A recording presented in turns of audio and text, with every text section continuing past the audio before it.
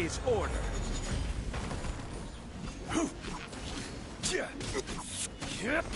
Don't get frostbite. Cool it. Rise!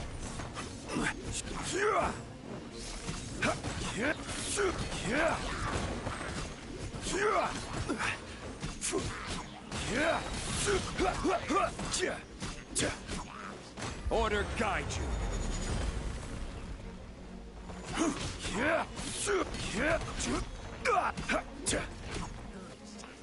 Gather!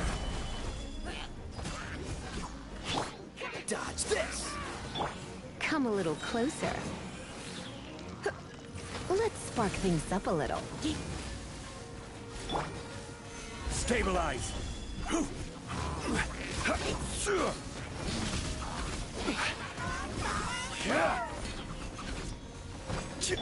Cool it.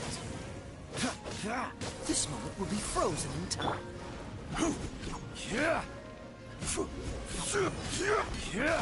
Crumble!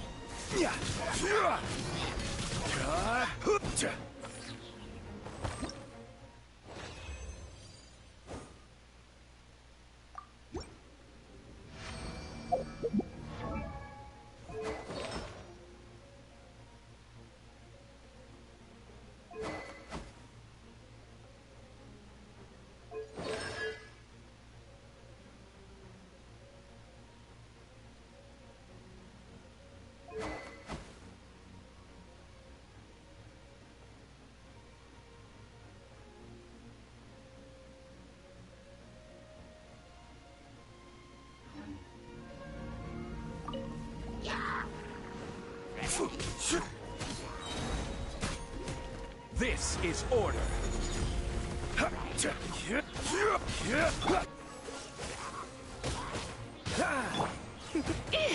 You're in for a little... Stabilize! Order guide you.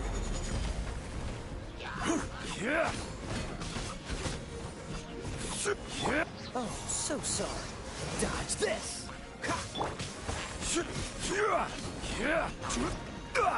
Stabilize!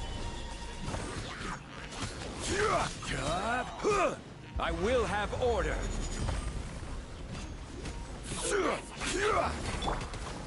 Try not to enjoy this too... Cool it. This moment will be frozen in time. Dodge this.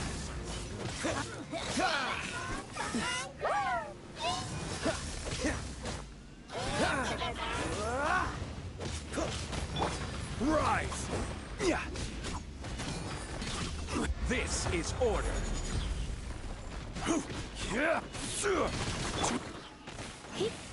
Come a little closer. Freeze! Quake!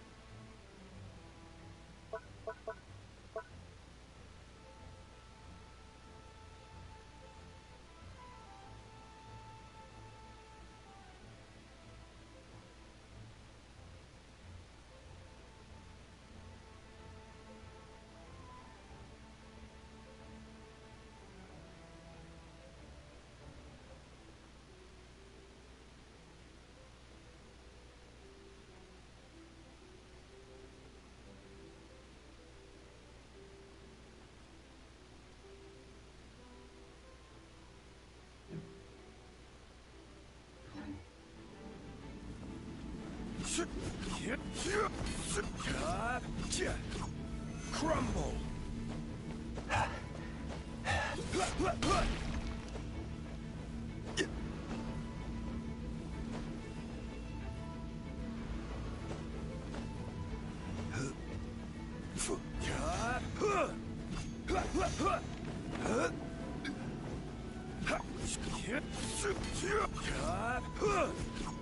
Rise.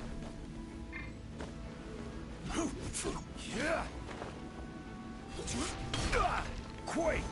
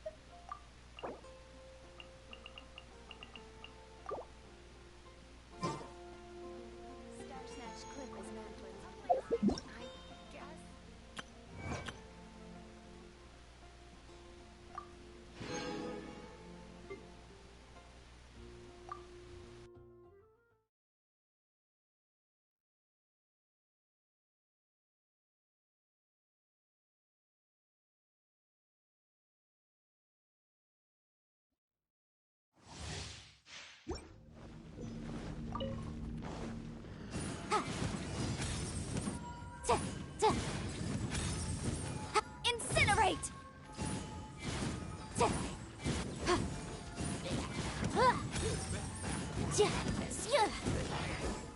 Boom boom! Inadmissible evidence!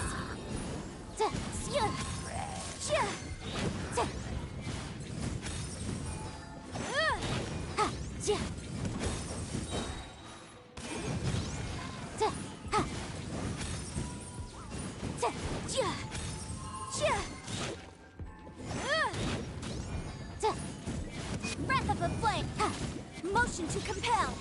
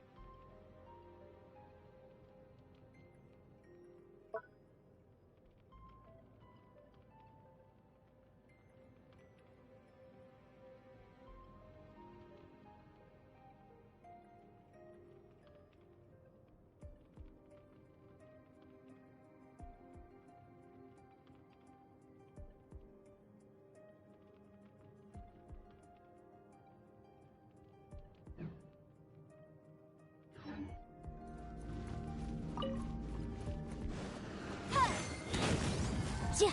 Ha. Ha. Boom boom.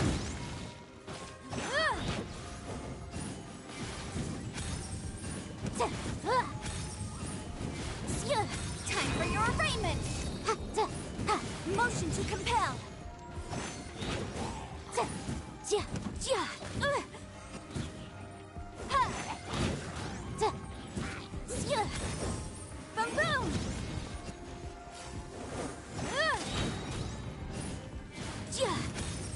Inadmissible evidence! Ha. Incinerate!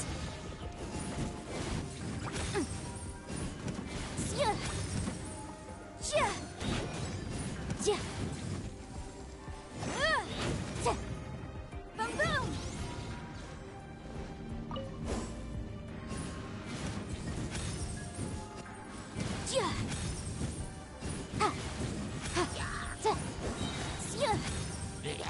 Time for your arraignment! Motion to compel!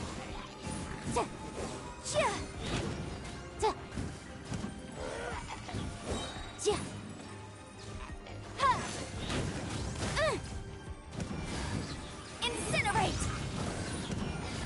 Breath of the flame!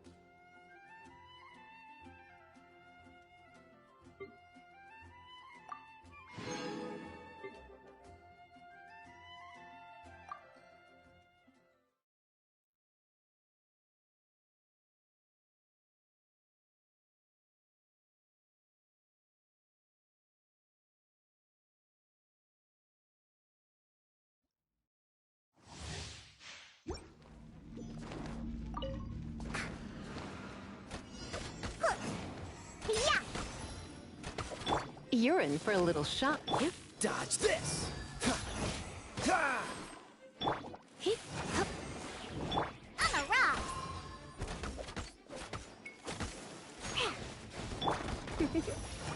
You're in for a little hip, hip. Cool it! Oh, so sorry.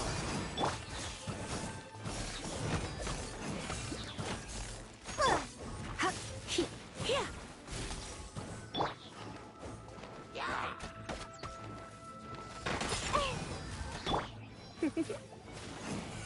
Can't handle your drink. Huh. On a rock! Freeze! This moment will be frozen in time. Let's spark things up a little. Hip, Pew pew! Coo! Ta! Hey! Huh. On a rock! You! Ah. Cha! Pew pew! hip, hup, hip, hup, hip. Sayonara special! Choo! Yeah! Choo! On a rock! Yeah! Pew pew!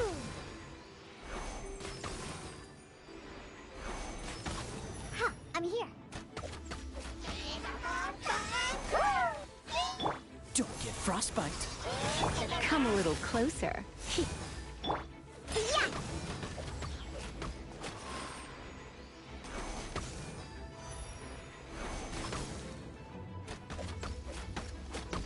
Huh. On a rock! Let's go! Look at you, Bootown! hip, hip. Dodge this! Yep, you're in for a little Surrender and I'll be gentle. Pew pew! Chee.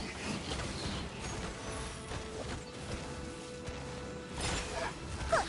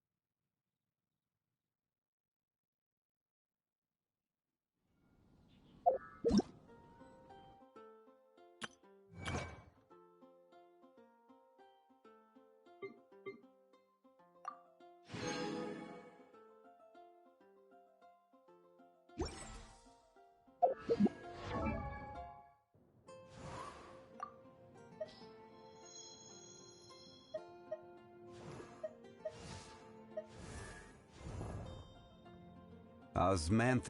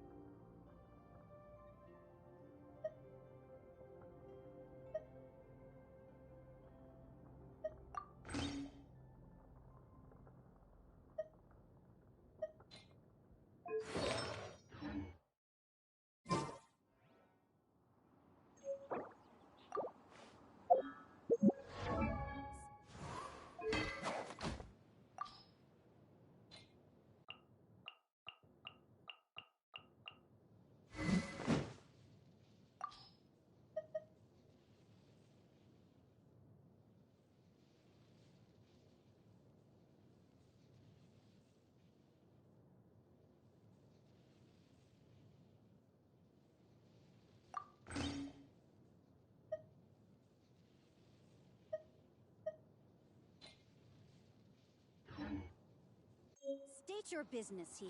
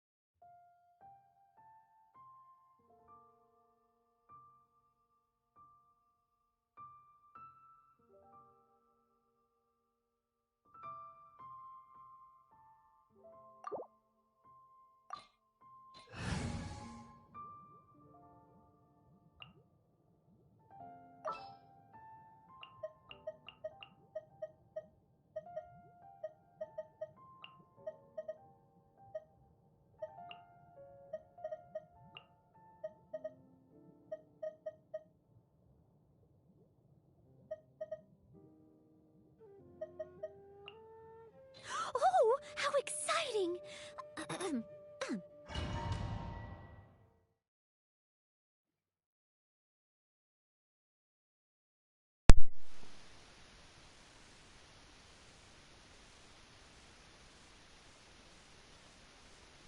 This opportunity is quite hard to come by. Well then, amuse me. Surrender is a valid option. I promise I'll be gentle.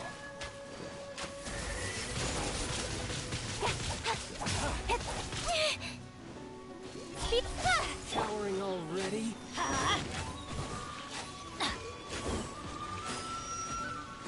Poor timing. Off we go! Out of the way! So quick to flee. You've made some progress. Don't blink!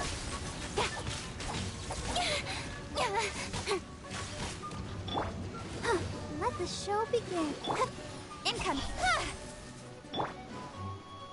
Passable effort. Not bad. Guess I should take you more seriously.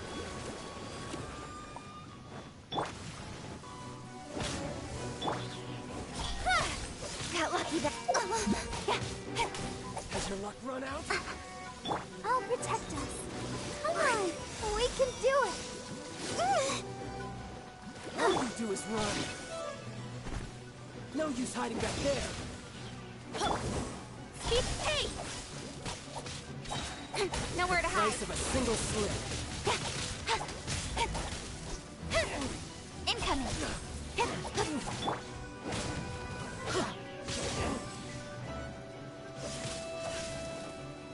Get out of here!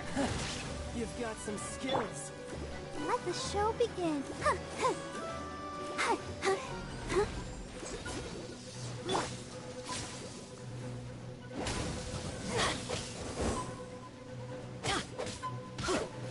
I'll crush you.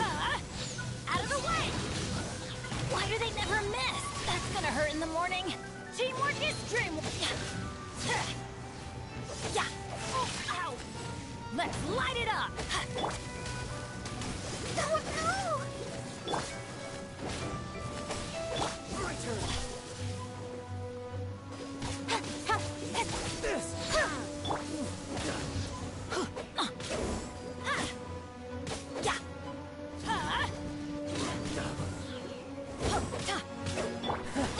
You've got some skills. Don't blink! Hi.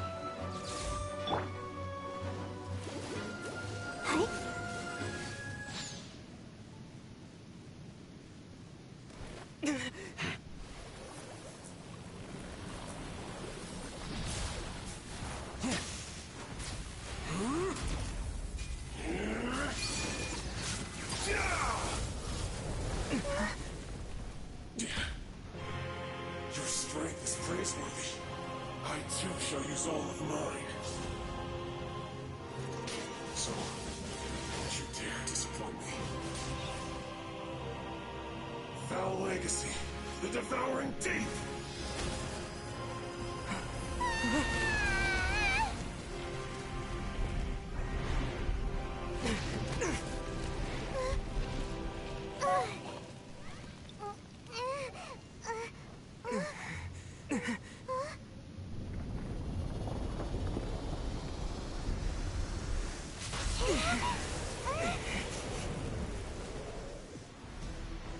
Go, Barb. I'll protect us.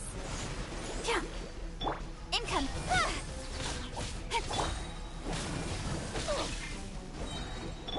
With sword comes shadow. Don't.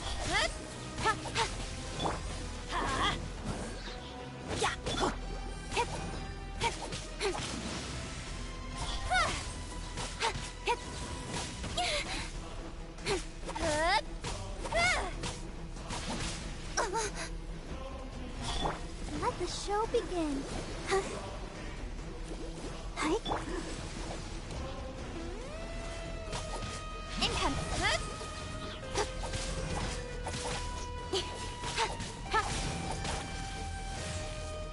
Don't blink. I'm going in.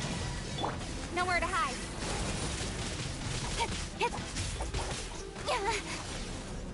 Speed of light. Let's light it up.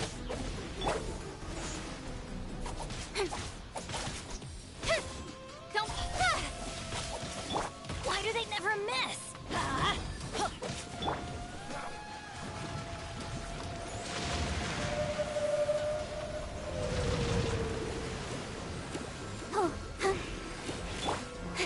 Speed of light.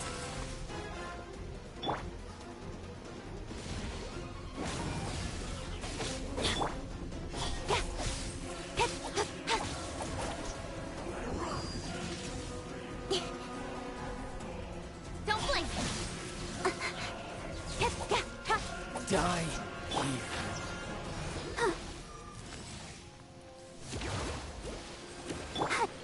Speed of light.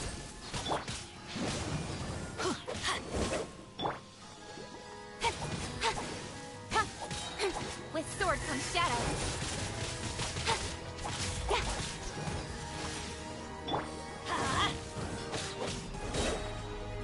Everybody stand back.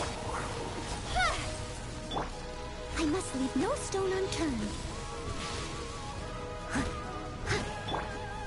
Incoming. Let's light it up.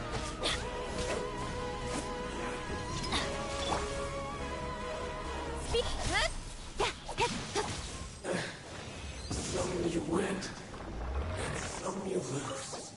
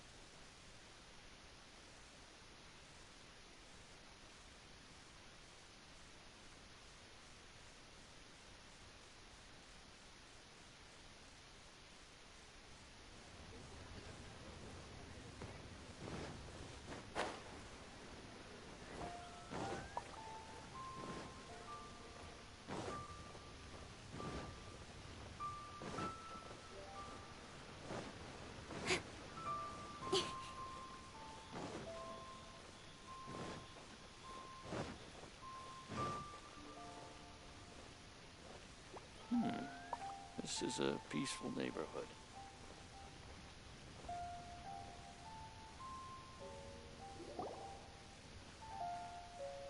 Ah, children, come, come. You've arrived at just the right moment. I've been looking for you. Oh, what is it, Granny? Need any help? Oh, no, no. You've done so much for Lea Harbor already. I could hardly ask for more. In fact, my old friends and I have been putting our heads together to think of what sort of gift we might give you in return. A gift? For Paimon?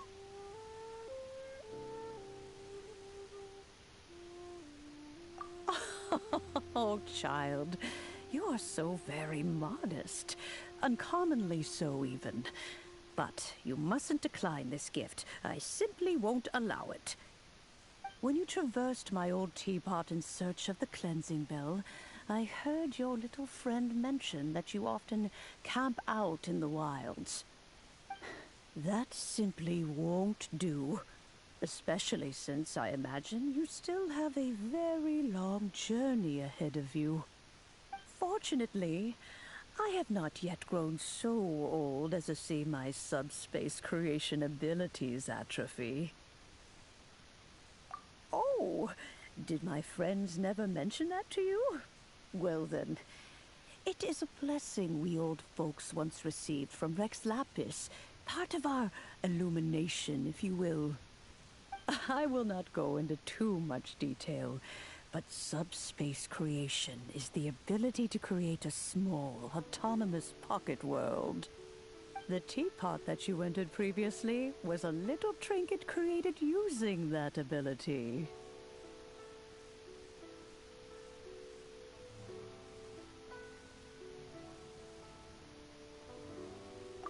So, in the eyes of an Adeptus, creating a magic teapot world is just child's play, huh? Oh, indeed, the teapot is nothing to boast of. One such as myself must depart from this realm to create a world of one's own. Rex Lapis, on the other hand, moved mountains and seas. That is what one might call an exercise of true power. But that's enough nostalgia for now. The gift that I have prepared for you just requires a few final materials to add the finishing touch. That's right! Finding stuff's what we're good at, after all. Oh, settle down now, children. There's no need for you to go running hither and thither. I have already found a fleet-footed youngster to prepare what I need. What's more, I doubt that you would know how to find the materials I am searching for. Some of them are very rare indeed these days. Well, for starters, I require some shimmer soil from the banks of Dihua Marsh. Back in the day, it could only be found where the glazed lilies thrived most profusely.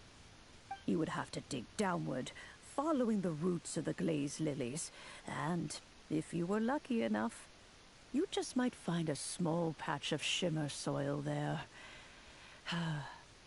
But almost no one has been able to find shimmer soil in this manner since Dihua Marsh came to be the way it is today.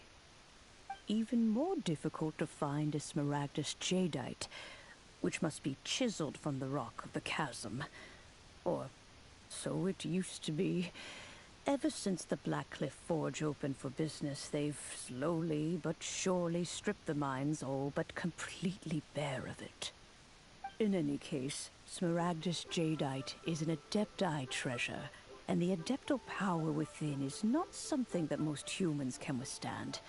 Extended contact with it is, in fact, harmful to humans. Goodness knows if that child will succeed in finding these items. Well, since you're an Adeptus, Granny, the person you asked for help, they must be an Adeptus too, right? Yes. I suppose she does count as an Adeptus. She counts? to bump into them all the time. It feels like even when you go out to eat, you could be sitting next to an Adeptus and never even know it. Oh, maybe so. Who can say? A fair few of my old friends are rather fond of mundane mortal life, after all. I'm back, Granny. Oh, I don't believe we've met. Ah, allow me to do the honors. This child here is Yanfei. She's the one helping run some errands for me. Yanfei, I believe you already heard of the Traveler and his traveling companion. Of course, who hasn't? Much has been written about you in the Millilith's records. You became one of Liyue's most wanted after the Millilith marked you as a suspect following the incident at the Rite of Dissension. After which, you fought off the Millilith at Julian Karst and made contact with the Fatui. Before finally defeating an ancient god together with Granny and her associates, and subsequently being cleared of any and all suspicion by the Chiseng. What a shame. A shame that we didn't meet sooner. If we had, well, I can't say that I would have been able to clear you of suspicion immediately, but it certainly would have been less, embarrassing for you. Allow me to introduce myself once more. I'm Yanfei, a legal advisor. Got a legal problem? You can come right to me. Oh, yes, here's my business card. You'll find it has my contact details and office address. Keep it handy. If you have an urgent issue, just leave me a note at this address. Oh, and I almost forgot to mention, I offer a very generous discount for first-time customers. All right, Yanfei, all right. Let's get to the business at hand. I do not think these two are in any dire need of legal assistance at the moment. You'll have to excuse Yanfei. She's always been like this, ever the talkative one when it comes to her own affairs. Paimon was gonna ask the same question. You seem really different from the ones we've met before. An Adeptus? I guess. Kinda. My old man said he was one anyway. He mentioned that he once campaigned with Rex Lapis for a long old time, and then after that was all over, he went back and married my mom. They had me, and once I was all grown up, the two of them upped and left on a journey, leaving me with Granny here. Well, that's a bit casual for an Adeptus. Aren't you guys supposed to sign solemn contracts to protect Liyue Harbor and all that stuff? What do you mean he just went back to get married? Well, my dad did say that he'd talked it through with Rex Lapis, and that he was fine with it. Even contributed towards the wedding gift, apparently. Anyway, let's not dwell on that too much. So, Granny, I've gotten a hold of most of the stuff you asked for, except for Smaragdus Jadeite. I couldn't find any at all. The chasm's been sealed off, and there's just no way in. Couldn't secure any documentation either. Looks like the Ministry of Civil Affairs is serious about keeping it strictly locked down. Is that so? But Smaragdus Jadeite is really rather essential. Yanfei, are you sure you can't find some other way? They have helped Liyue greatly, after all. It is only right that they are duly rewarded. I know, Granny, you've told me 1,000 times already. Well, the chasm's definitely a no-go, but there's still a chance we can figure out some alternative means of procurement. Hold on a moment. Let me have a look. Whoa, that's a really thick book. What kind of things do you write in there? Commercial consultancy. Or Snezhnaya. Ah, found him. Crossel. A Snezhnayan merchant who once came to me with some legal queries on certain articles in the legal codices. If my memory serves, all of them had to do with rare ores.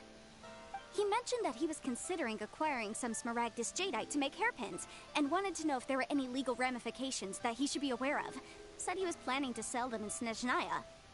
So, I guess I'll go look for him. With any luck, he'll have gotten his hands on some Smaragdus Jadeite, or might have an idea of where we can find some. Oh, you want to join me?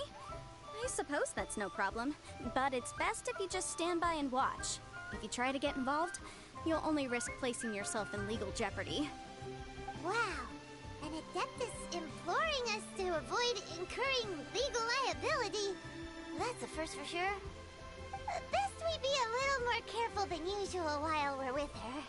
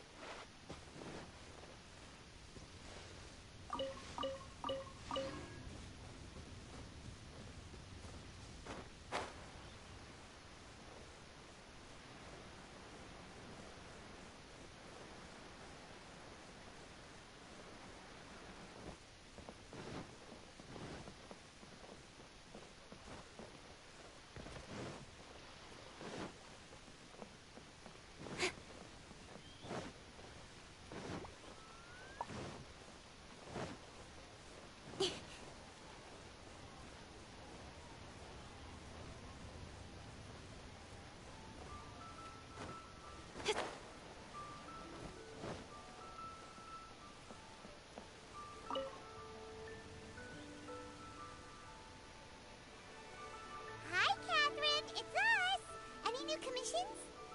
As a matter of fact, there's one that looks perfect for you two. Uncle Dai is one of the foremen at Huishan Hall over in Liyue Harbor. He's hoping the Adventurers Guild can spare some manpower. What is it we have to do exactly? I believe you'll be looking for workers. Ooh, looking for people? Awesome! We're good at that! I have no reason to doubt your abilities. I'm sure the details can be worked out face to face. If you're willing to accept this commission, head over to the dock and talk to Uncle Dai.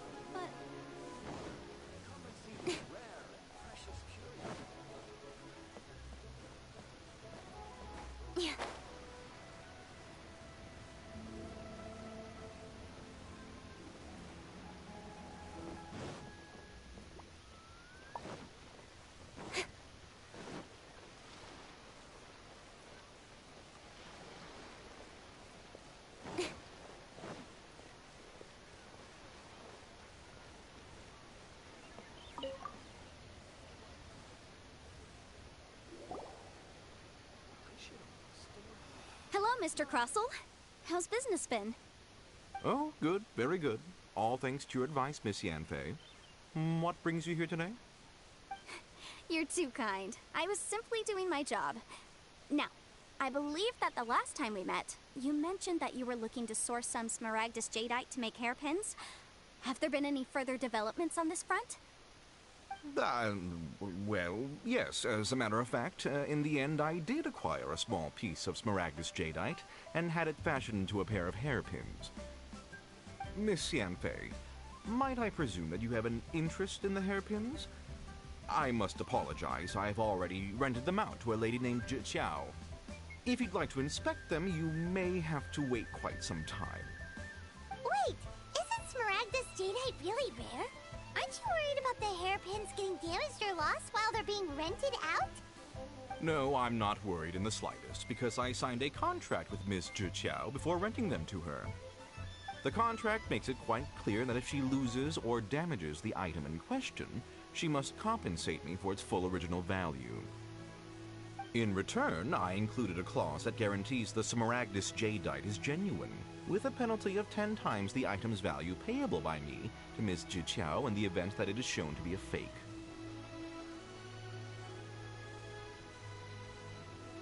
Guaranteed genuine, with 10 times the value payable if this claim is shown to be false. Yes, these terms are very clear indeed. Of course. This way, both the client and I have the assurance we need. To ensure fairness, each of us has retained an original copy of the contract. In that case, might you know where Miss Jiqiao lives? We'd like to pay her a visit and have a look at the hairpins. Oh, of course. She wrote her address down when we signed our contract. Here, I'll mark it on your map for you. Thanks a lot, Mr. Crossell. We'll be off now.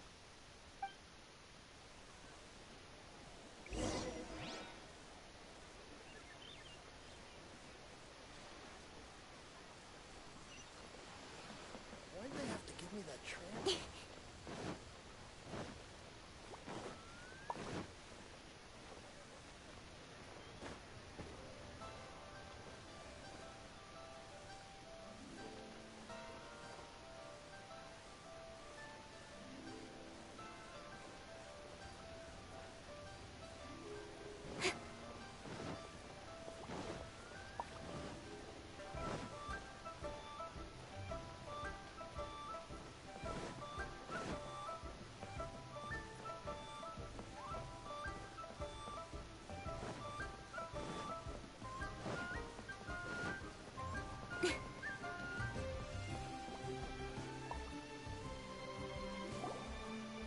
Oh, whatever shall I do?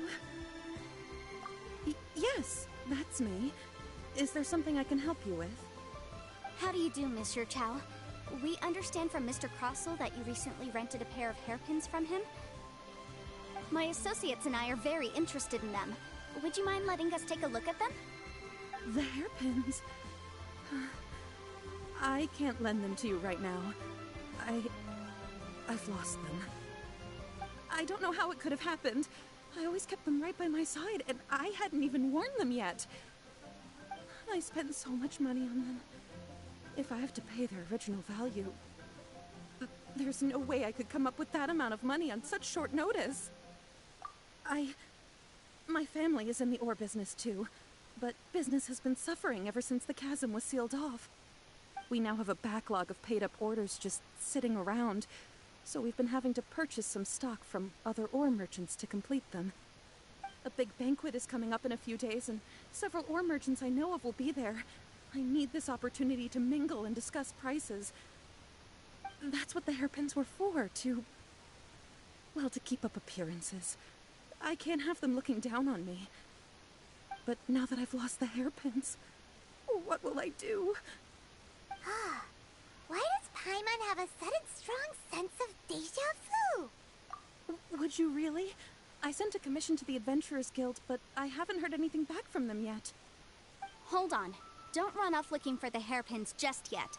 Miss Jiqiao, would you let me have a look at the rental contract you signed? Huh? Well, I mean, sure, I have it right here.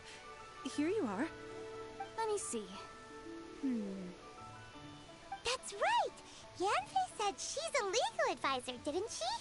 Maybe she can help Jiqiao somehow. True. Though surely there must be a win-win solution. Right. I finished reading the contract. The terms are very clear, and they do indeed stipulate that you must pay Mr. Crossell the original value of the hairpins as compensation for the loss. Furthermore, the contract also expressly states that the amount of compensation must take current market prices into account. And given the rarity of Smaragdus Jadeite, I fear that the final amount of compensation may end up being significantly higher as a result. Even higher? Oh, no. Uh-oh. Jiqiao looks like she's about to faint. However, all of this is assuming that it is indeed genuine Smaragdus Jadeite that was inlaid into the hairpins. Did you really have to pause before saying that part? Anyway, the hairpins are lost, so how exactly would we be able to find out if the Jadeite is genuine or not? Whichever way you look at it, we've got to start by finding those hairpins. Except that if we found the hairpins, there'd no longer be any need to check whether the jadeite is genuine, would there? Seems right. Please. Please, Don't trouble yourselves over this. The fact is, I lost the item, and I should pay compensation per the contract. However much it is, I will have to pay it. My family are merchants, after all. It's vital that we keep our word and respect our contracts. Now that it's come to this, I really shouldn't keep Crossell in the dark any longer. I'll go and inform him of the issue, and then negotiate the amount of compensation. Yes, legally speaking, it seems this is the most sensible course of action. But before that, I have some questions about the hairpins. So hold on a moment, Mr. Chow. When you first touched the hairpins, what did you feel? What did I feel? Well, I remember that the gemstones set into the pins were perfectly smooth to the touch, like the finest quality jade. My family has seen much jade pass through its hands in the past, so I am quite certain of my judgment in this matter. Smooth to the touch. Finest quality jade. No, it's nothing. I just need to re-examine a few things. Let's head over to Mr. Crossell's.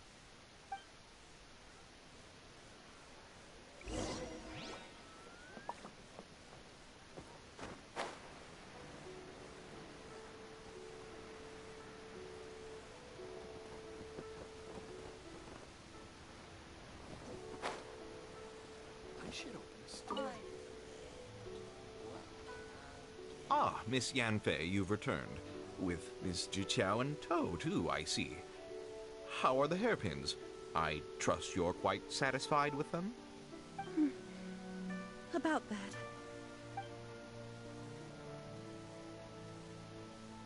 that. You lost them? Are you serious? Do you have any idea how expensive they were? I'm sorry. Truly I am. I'll pay the compensation as per our contract. Every last mora. Mora? Do you have any idea what I had to go through to get my hands on that Smaragdus jadeite? I just don't... Forget it. Talking won't bring them back. Since Miss Yanfei is here, I suppose we can just have her estimate the amount that needs to be paid. No problem. But before I can give an official estimate, I'll need to do a little market research. Ah, yes, and if I may just confirm again, it was in fact genuine Smaragdus jadeite inlaid into the hairpins, correct? Of course! Genuine article guaranteed, or I pay back 10 times the value. Alright, understood. I'll conduct some market research, and once I'm back, I'll provide an official assessment of the sum owed by Mr. Chow in compensation. Please wait here, Mr. Crossell. Thank you very much. How could she lose my hairpins? She'd better pay every last mora that they're worth. Looks like I'll have to find some way to raise that money. Please wait, Mr. Chow. I have something to discuss with you. It's not convenient to speak here, so let's find somewhere that we can sit and talk in more detail. I should open a store here.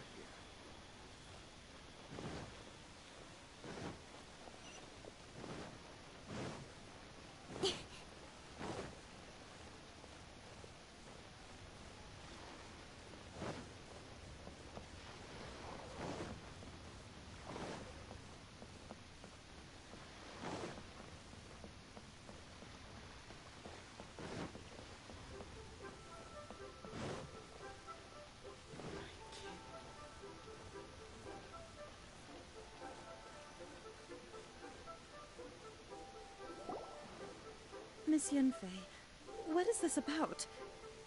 Are you here to tell me how much I owe? No.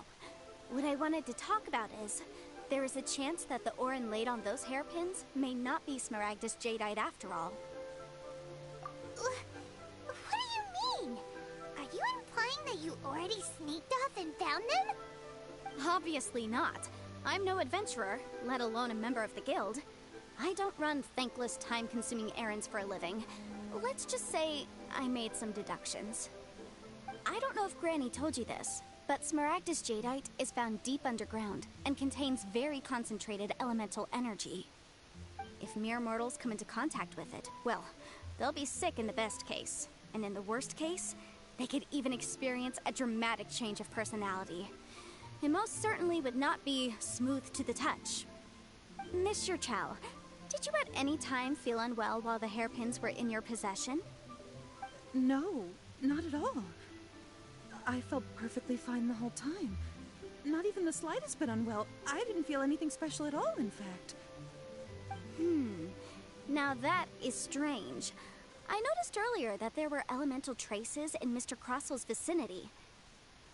If I have deduced correctly, he may still have the Smaragdus jadeite in his possession. If that's the case, we should go confront him right now and expose his dirty scam right to his face! Absolutely not. If we were to confront him now, there's no way he would admit to it. Eventually, he would find some argument to compel us to leave.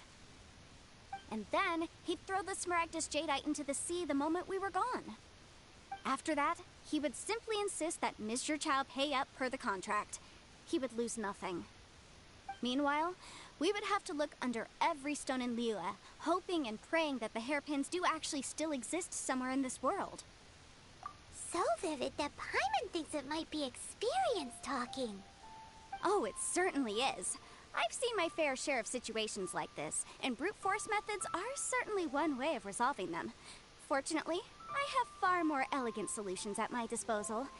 I'll share them with you in due course. Well then, since you're so experienced in dealing with problems like this, perhaps you could help me, Miss Yunfei. Oh, that won't be a problem. But first, Mr. Chow, could I ask you to please sign this contract? Huh? Does there have to be a contract for everything? Paimon can't even keep track. It feels like Yanfei is even more concerned with them than a certain someone else we know. These are my formal terms of engagement. Everything prior to now has just been pro bono advice. But for me to investigate any further, I require a written contract. Any work commissioned but not bound by a contract cannot be relied upon. I understand. Then I will be glad to place this matter into your capable hands if you will take it, Miss Yunfei. No problem. Just sign here, and I'll sign too. Okay. Now write your address here, and then sign on this page as well. And I'll also need your signatures on pages 5, 7, and on the very last page. Finally, if you could just use this ink pad to make a handprint over here. This contract has so many pages. Paimon's all out of brain juice again. Alright, that should do it. My fees are the same as always, and they're written in the contract. Have a look through and let me know if you have any questions. I've had a read through. Everything checks out. Well then, here's your copy of the contract. I will retain the other copy.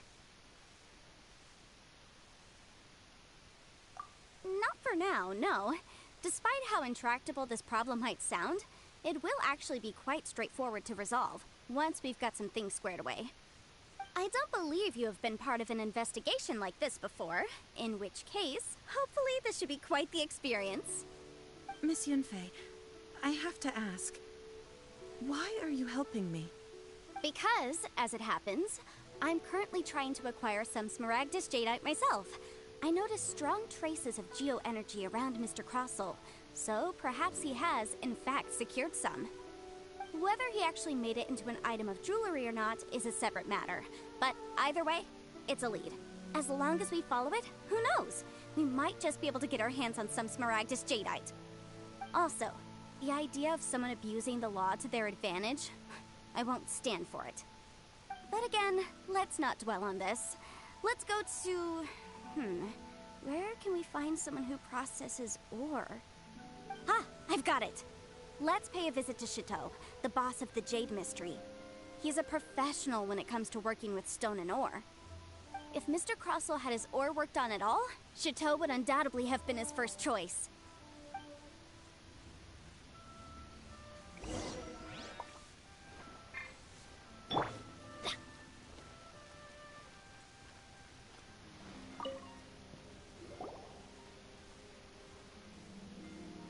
Why, hello there, honored customers. Welcome to... Oh!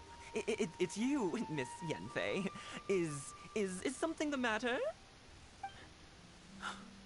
Surely not more spurious claims that my jade betting is rigged and no one can ever win? Oh, I swear on all that is sacred. No, nothing of the sort. Has a Snezhnine merchant named Crossel enlisted your ore processing services recently by any chance? A Snezhnine merchant named Crossel, you say? I do remember that. He brought me a piece of ore, claiming that it was Smaragdus jadeite. That was the first time I'd ever encountered it, so I had no way of telling if it was really Smaragdus jadeite or not. But if a customer insists, far be it from me to contradict them. He was quite generous with his money, too, so I didn't give it too much thought. I processed the ore as per his request. Do you have any leftover debris from your work on it? Why, yes. It was my first time encountering this ore, after all, so I kept a few loose shavings to study myself later. They're right over there, in fact. Thank you, sir. We'll take a look at them.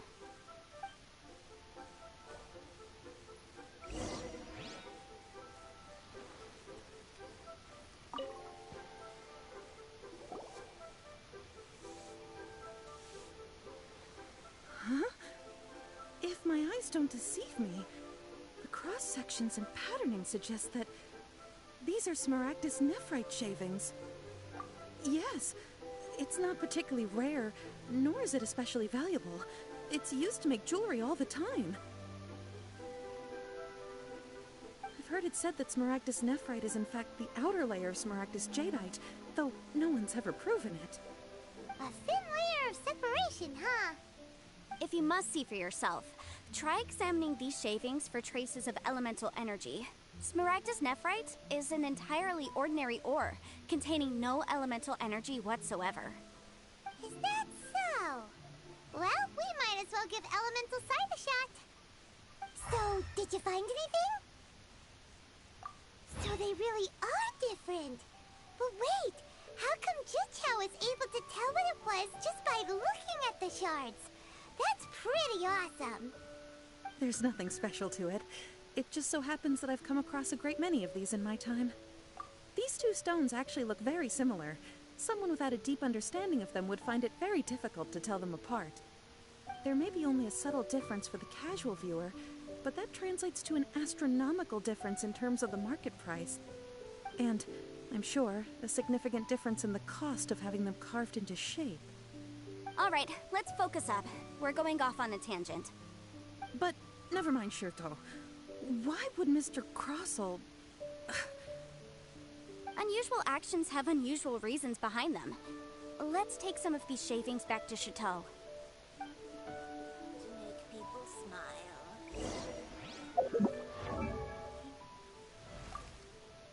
Benny!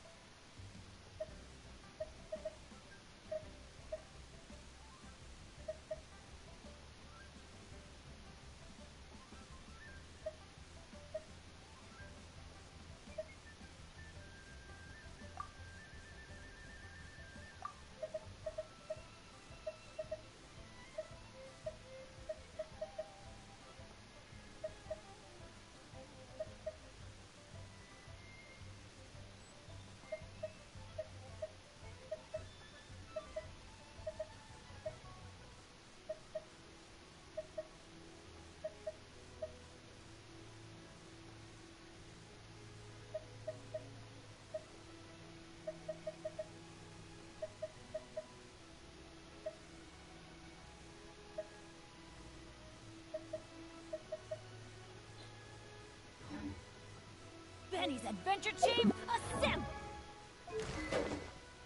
Oh.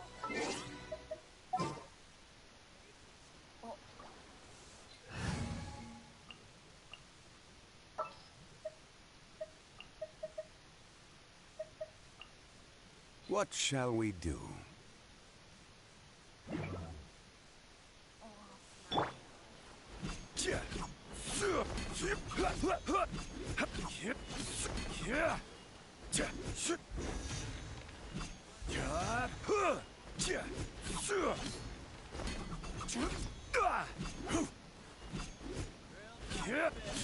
Crumble!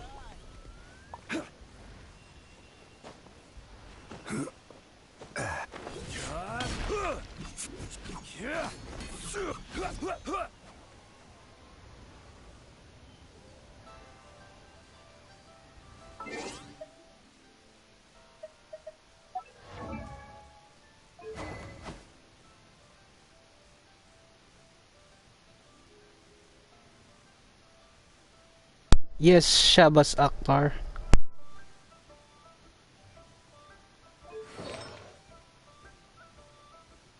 I'm still deciding how I'm gonna build him though.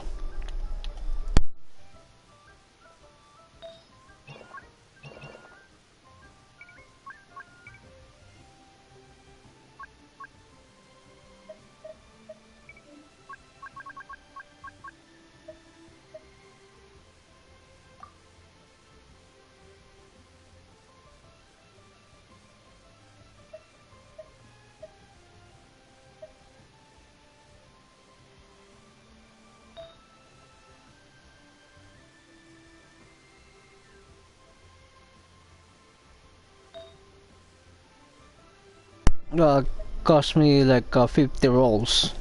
50 wishes.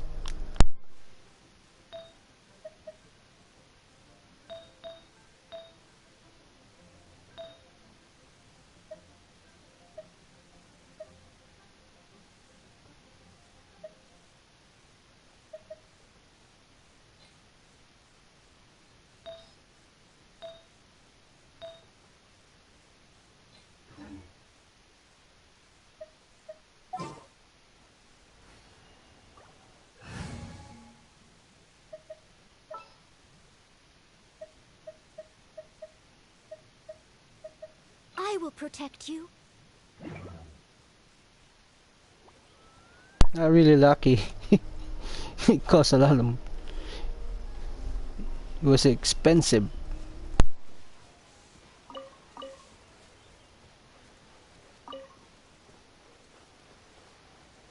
I'll catch up.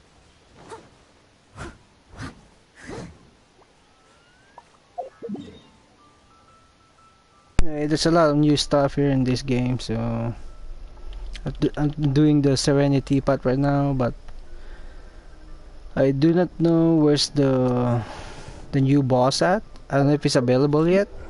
I need to do finish a quest first in order to find them.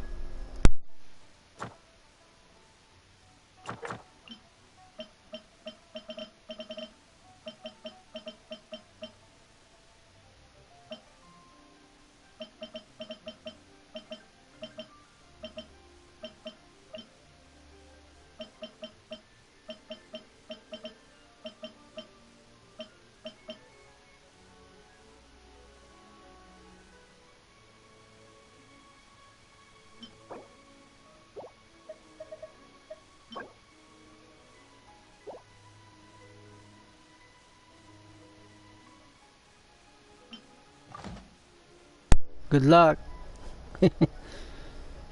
Hopefully you get him.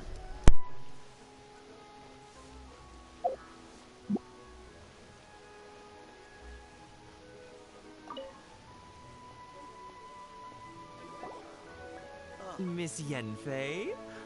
Might I be so Just bold when as you to do your inquire, wish, just wish slowly. If you could just confirm for me once more, sir.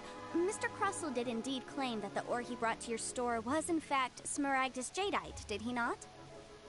Yes, that's right. I still have a record of the job with me, in fact. Here.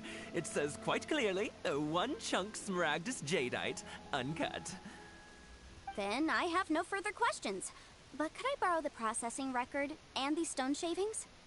Of course. But might I ask why you need them? Oh, I have my reasons. Yes. Please sign here on this affidavit. This document shall serve as signed proof that these stone shavings originated from the, ore that Mr. Crossell brought to your store. Please read it carefully. Yes, I see. Forgive me for asking again, Miss Yanfei, but might I know the nature of the incident on this occasion? I wouldn't say there's been an incident, just a minor issue. Thank you, sir. I'll take these with me. With this hard evidence to back us up, Crossell won't dare try to deny what he did. On the contrary, this is far from sufficient to build a case. We need to find something a little more compelling. If you want to make jewelry, you need a professional jewelsmith. Let me think. Jewelry. Nope. Aha! Got it! Sinxie. She often helps people to find a jewelsmith. Let's go pay her a visit. Well, that was quick. How can you know so many people? Because lots of people come to me for legal advice every day. As you know, Liyue Harbor is the city of contracts. And contracts, well, I should say laws, are very important to us. But the amendments made by the Tianquan to our laws are unnecessarily complicated. How can I put this? It just seems like they're hard to understand and impossible to finish. As such, legal advisors like myself provide quite the popular service indeed. So you help them make sense of the law. But didn't you say that it's hard to understand and impossible to finish? Yes, well, that's no obstacle because I've memorized all the legal codices. You memorized them? You sound surprised. Knowing the law inside out is a legal advisor's bread and butter, you know? Oh, this has nothing to do with being an adeptus. I just like reading things. Again, with that casual tone. Well, that's that then. Let's go look for Sinxie.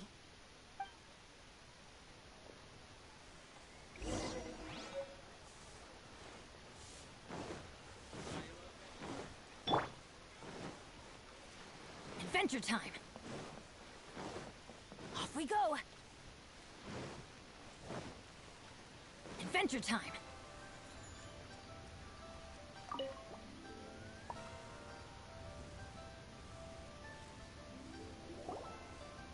Oh, Miss Yanfei, it's you. Has something happened? Did the client from last time, Have no further trouble from then on? Yes, of course.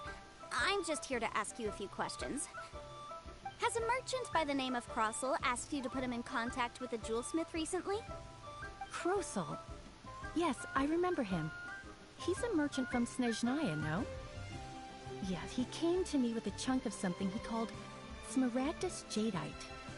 The design of the hairpins that he gave me was quite intricate, so it took me some work to find someone who was up to the job.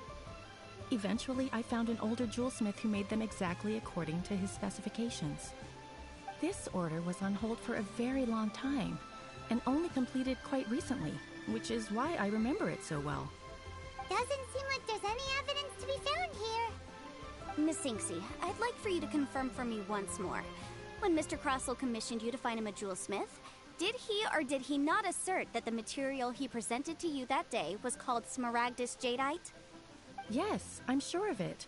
The hairpins were made using many expensive materials, and the asking price was quite high, so we had to put this transaction on record with the Ministry of Civil Affairs.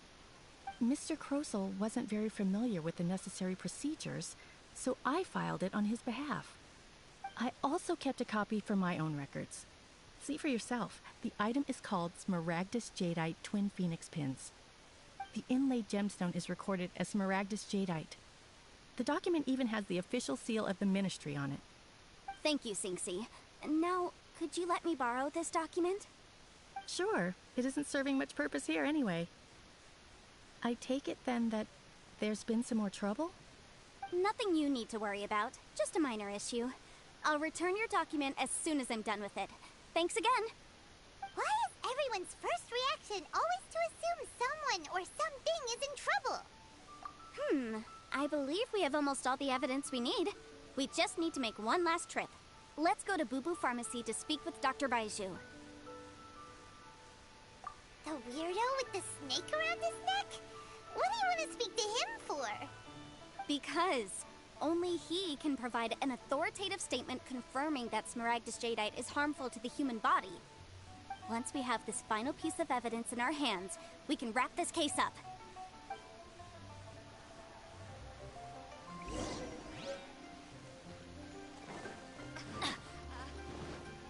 Off we go!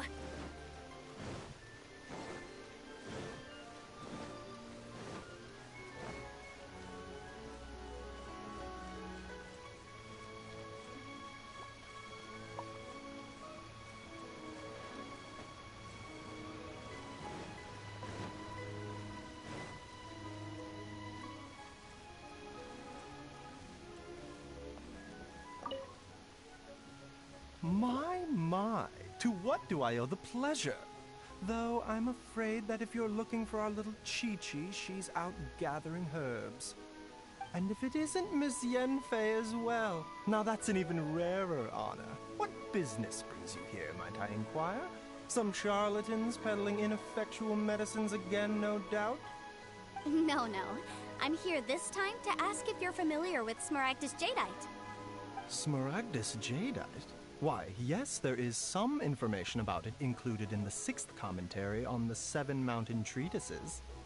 The 7 Mountain Treatises states that this substance springs forth from stone marrow within the mountains, and will bring disaster to any mere mortals who touch it.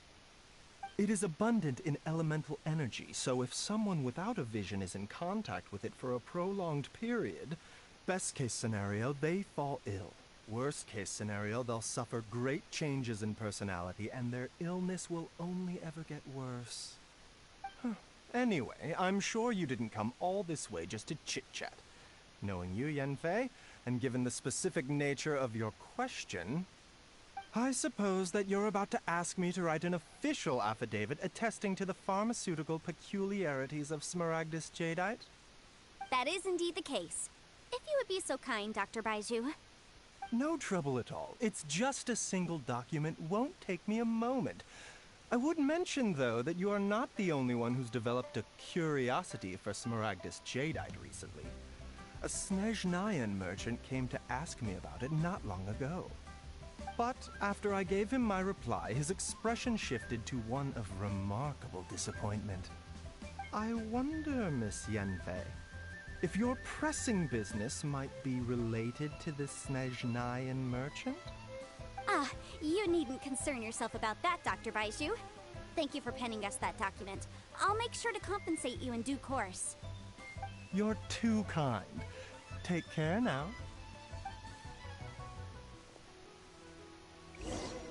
That Baiju guy is as weird as ever. Is it just Paimon, or does it feel like he was fishing for something back there? I can't read what this says. Dr. Baiju's always been like that. Well, we have the evidence we need. Let's go find Mr. Crossell. No one's joined me on... Take care now, everyone.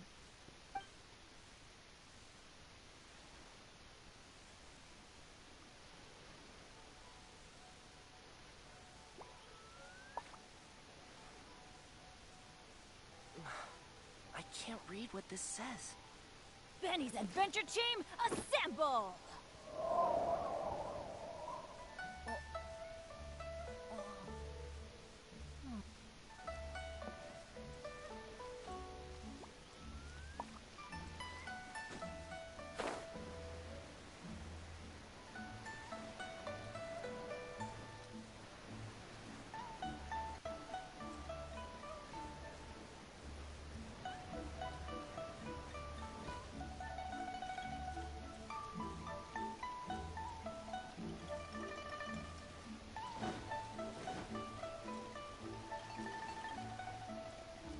I should open a store here.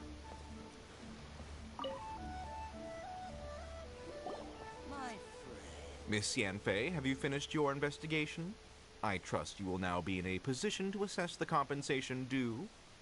Yes, my investigation is indeed concluded.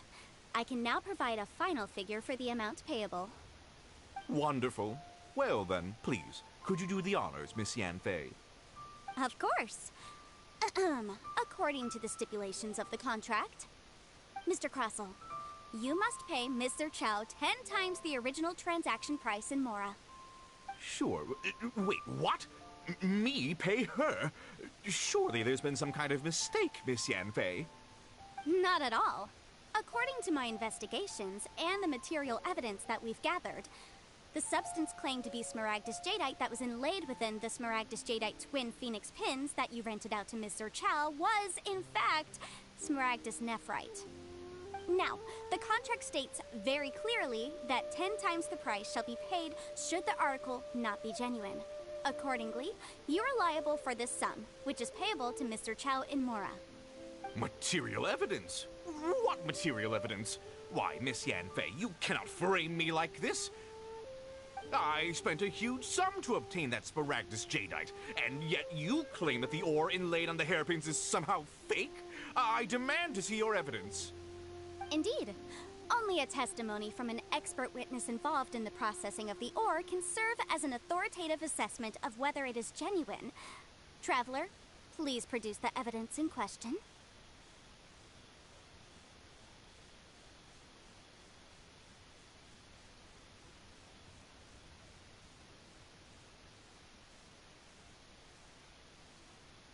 This is a processing record from the Jade Mystery, along with stone samples and an affidavit signed by the business owner, Chateau.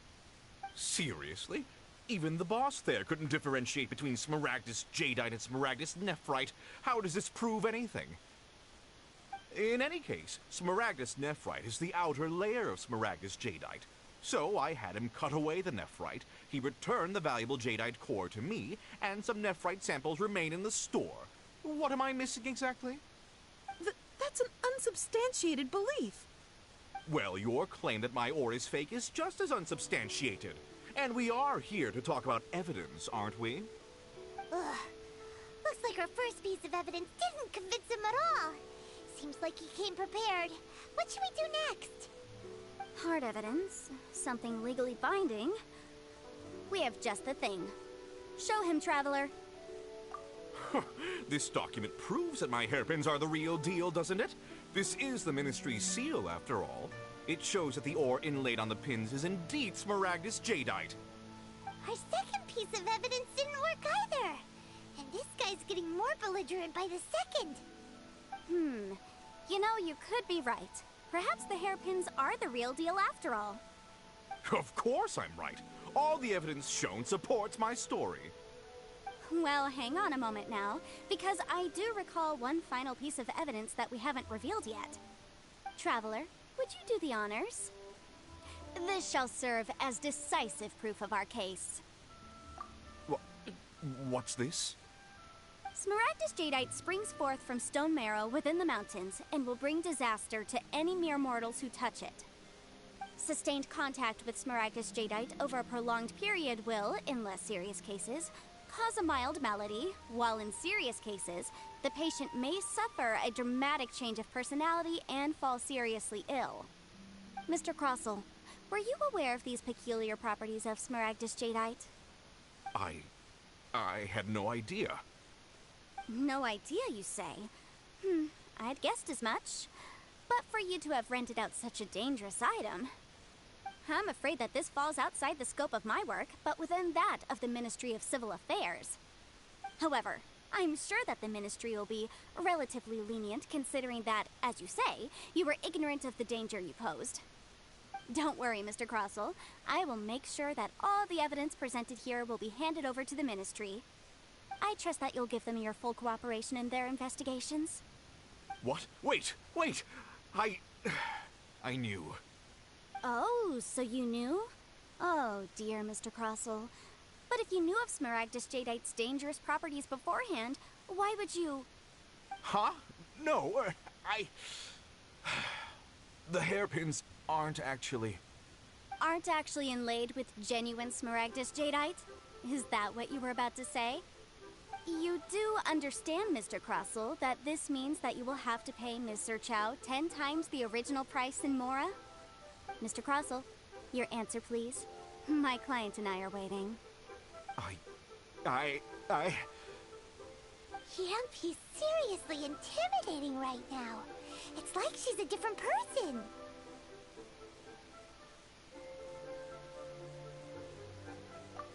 I admit it. I confess. The ore I had inlaid on those hairpins was Smaragdus nephrite. But I'm a victim in all of this too. I invested a great deal of time and money into acquiring that small amount of Smaragdus jadeite, in the hopes of turning it into a piece of jewelry that would fetch a fine price. But after receiving it and carrying it around for a few days, I started to feel extreme discomfort. I couldn't sleep a wink or eat a single bite. I was in a constant state of agitation, too. I went to Boo Boo Pharmacy to get myself checked out, only to discover that this sort of stone cannot be worn as jewelry.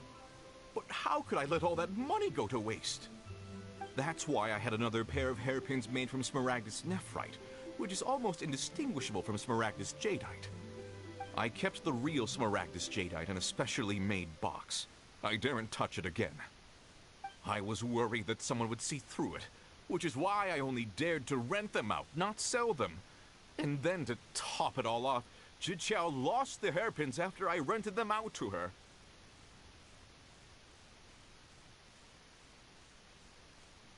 Exactly! If they weren't the real deal, why'd you make her pay so much? I didn't want to either, but when I purchased that Smaragdus jadeite, some of my business partners found out. I knew they'd be watching closely to see how much I could make off it. If word got out that I sold a pair of fake hairpins, then my days in this line of business would be over. All right, let's cut the appeals phase right there. I failed to see what bearing any of this has on your transaction with my client. According to the contract, you must pay Mr. Chow 10 times the original price in Mora, and that is final. 10 times? Croso looks like he could faint any second. As for me, according to my contract with Mr. Chow, 20% of that sum will go to me. 20%? That's as much as I spent on that Smaragdus jadeite. There's no need. It's fine. You don't have to pay me that much, Mora. Even if the Smaragdus jadeite on those hairpins was fake, I still bear responsibility for losing them. Legally or not, I think I owe some compensation for that. Ms. Jiqiao, you... However, Mr. Crossell, since you have no use for that chunk of Smaragdus jadeite, why don't you give it to me instead? I'll consider us even. What? But all right, then. This cursed rock's brought me enough grief as it is. Miss Yanfei, I'll turn this Smaragdus jadeite over to you. I trust that it will suffice as remuneration? Well, that's not quite how the rules say this should go. But whatever. It'll do. Thanks so much for your help this time, Miss Yanfei. When you have the time, I'll be sure to visit and express my thanks more appropriately. Oh, come on. No need to stand on ceremony. Now, if I may confirm this again, Mr. Chow, have you and Mr. Crossell come to an understanding? Well, yes, I believe we have. Well then, that's good. Mr. Crossell, it seems that my client has no further claims against you. Is that so? That's good. That's good. Actually, Mr. Crossell, I'd like to talk business for a second, if I may. I could see from the hairpins you produce that you're very skilled in jewelry design. My family, on the other hand, works in the ore business, and we have a fair stock of fine ores. If we could join forces, your jewelry designs and our choice ores, I think we could do some fine business between us. Let me think for a moment.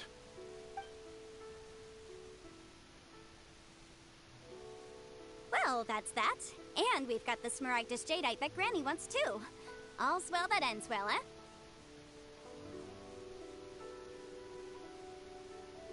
Exactly.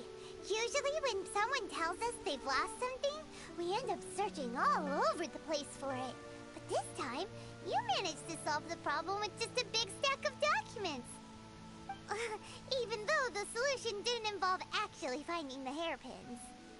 The right solution depends on your perspective on the problem. The objective of my client, Mr. Chow, was to reduce her liability to pay compensation. So, rather than looking high and low for some hairpins, proving that the rented item was nowhere near worth what the vendor had claimed it to be was the more efficient solution. An Adeptus. Speaking of, you took part in that battle, didn't you? In which case, you would have heard what Granny said. Liyue Harbor is now a city ruled by humans. The title of Adeptus means precious little to me compared to my job as a legal advisor. In any case, don't you think that the Liyue Harbor of today needs legal consultancy far more than it needs adeptal powers? Paimon can think of someone who would definitely disagree with your reasoning. Well, since we got what we came for, it's time to pay Granny a visit. I bet she's been on tenterhooks for a while now.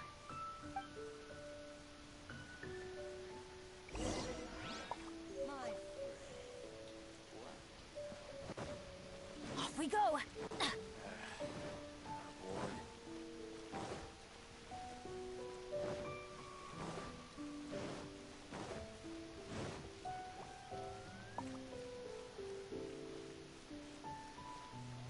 Adventure time! Adventure time!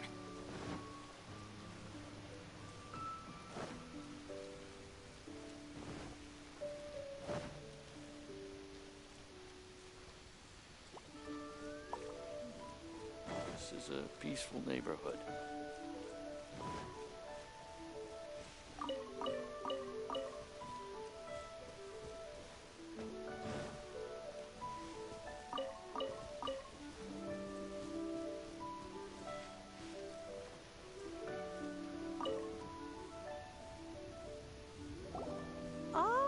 You've returned. How did it go? Were you able to find the Smaragdus Jadeite? Good, good. Then we have all the materials we need. Well, if we're all set, Granny, I'll get going now. Got a ton of clients waiting for me back at the office. Oh, you. All right, then. Go see to your business. Granny should be able to handle the rest. I'm off then. Bye! Oh yes, Traveler. Make sure you don't lose the business card I gave you. I've been looking into the laws of other nations as well. If you should ever bump into any trouble with the law, come find me directly. Regulars get discounts too. Come now, child. Are you leaving or are you not? If you have no wish to leave, perhaps you'd like to help me clean my teapot, hmm? I'm leaving! I'm leaving! That child. Goodness knows where she learned to be so rambunctious. Her father was hardly so riotous or fond of talking nonsense back in the day when he stood beside Rex Lapis. Ah, indeed she is. Liyue has changed, and the Adepti must also learn to change. Yanfei might be overly garrulous, but she is also the most intimately acquainted with the city among us all. Ah, Liyue is not the same place I once knew. All right, then. Let us speak of this no more. Back on topic. I believe that I still owe you a little gift. Oh, Paimon's so excited! How is it made? It is but a single teapot. It shan't take long at all. Just wait here for a moment.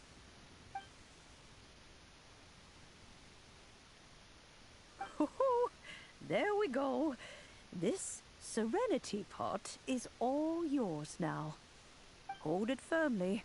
If you were to drop it, oh goodness, who knows what might happen.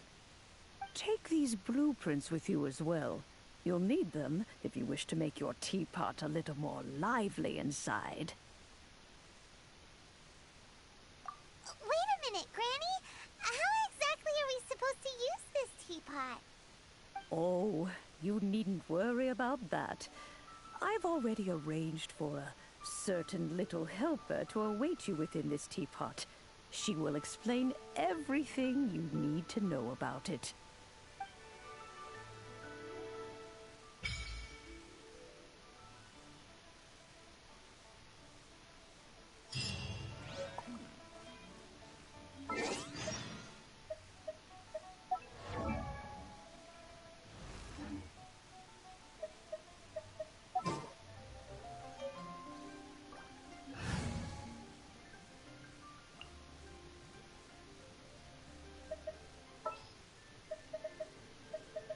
Sure.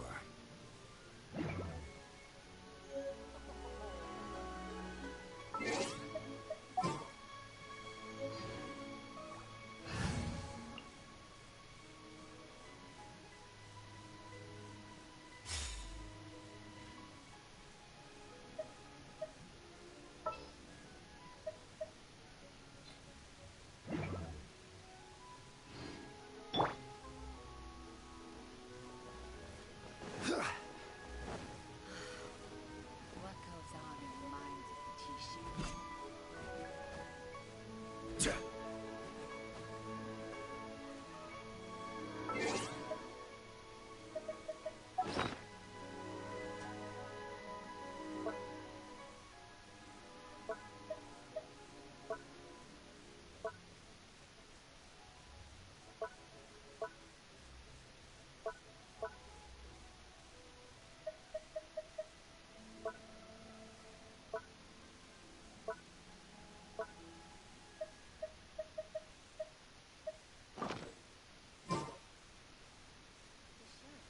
The chieftain's top priority is the people's well-being.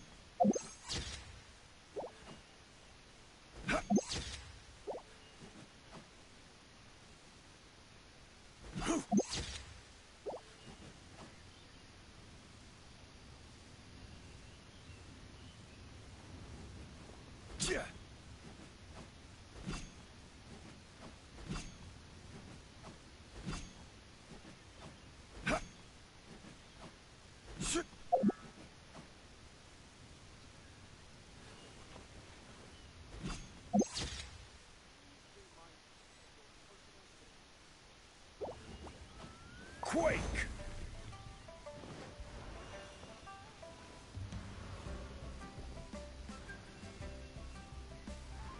Yeah.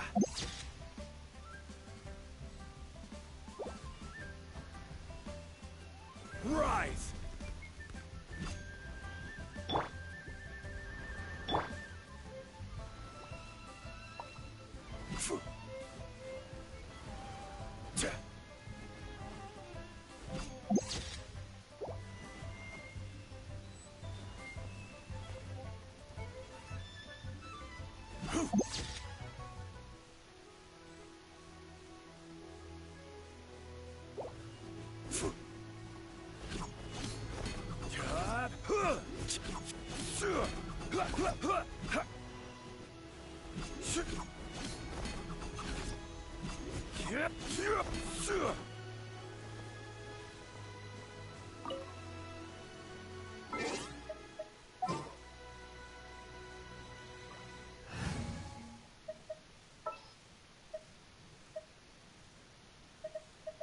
Let's make haste.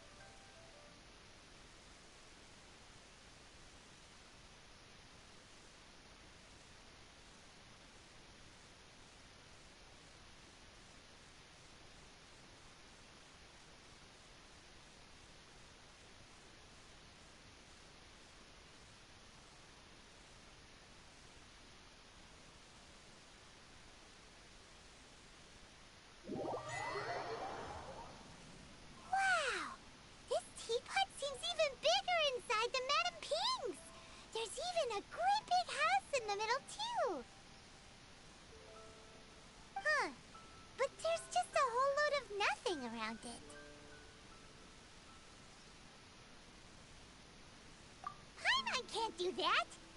Well, you're the one with the sword anyway. You do it. Still, why is it so empty here apart from that house? Oh, wait a second. What is that?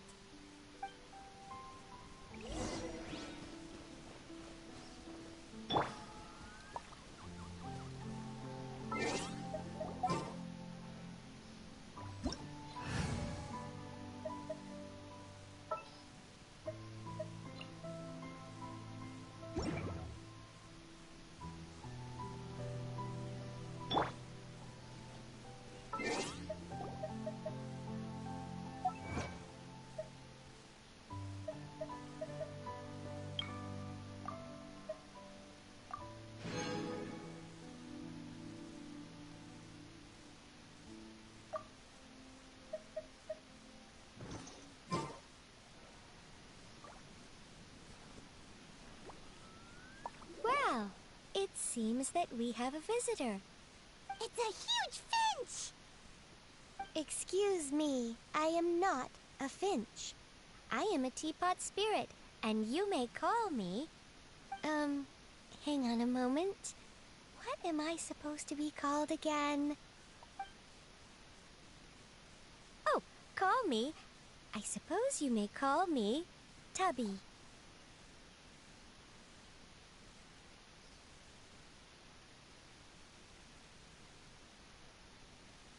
So you're the little helper Madam Ping mentioned?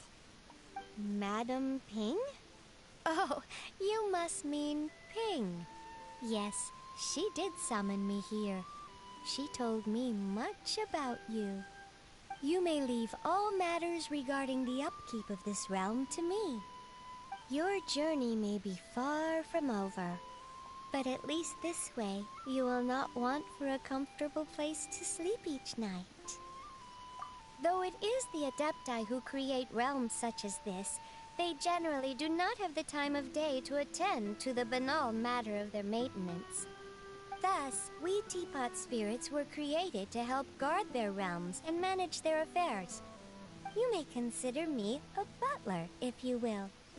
Now, allow me to explain this realm to you. Have you any blueprints on you? Specifically, blueprints with beautiful rooms, chairs, and the like. As long as you have a blueprint, you can refashion this realm however you please. Blueprints? Oh, that's right! Granny handed us some when she gave us the teapot, didn't she? Let's take them out and have a look.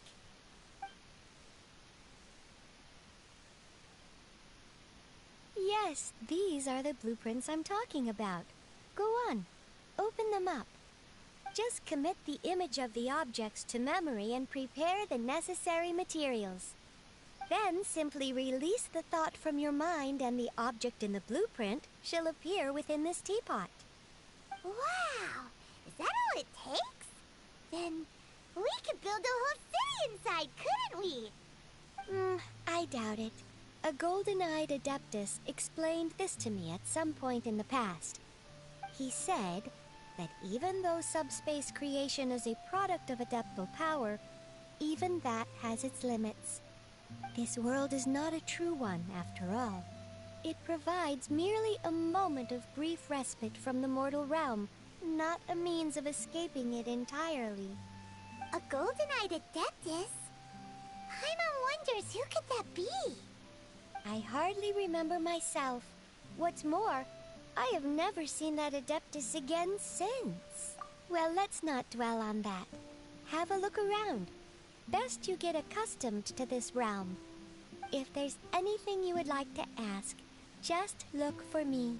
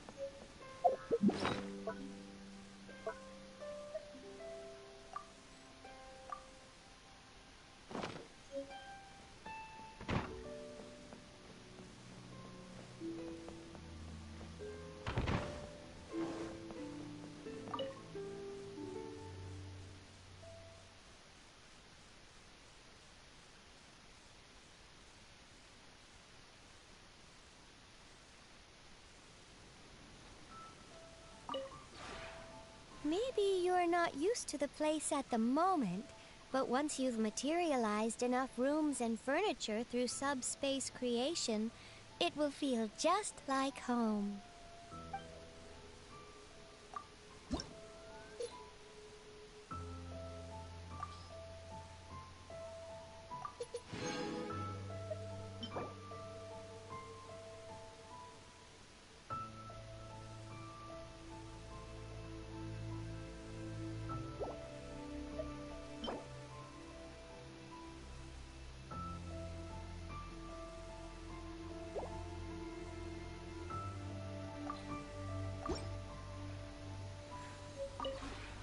Maybe...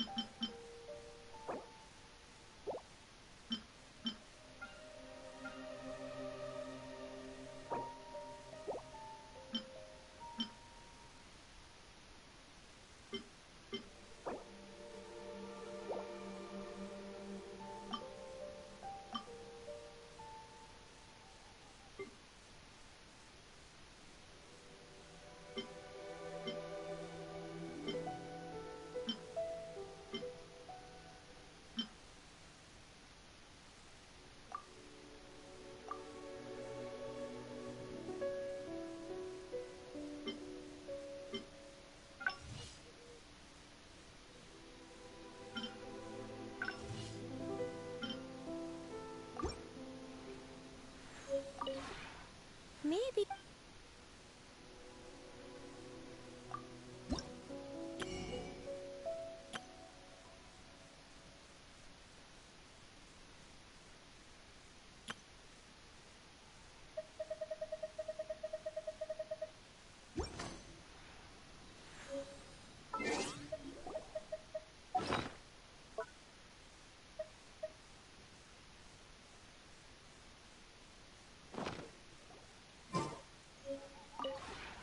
Maybe...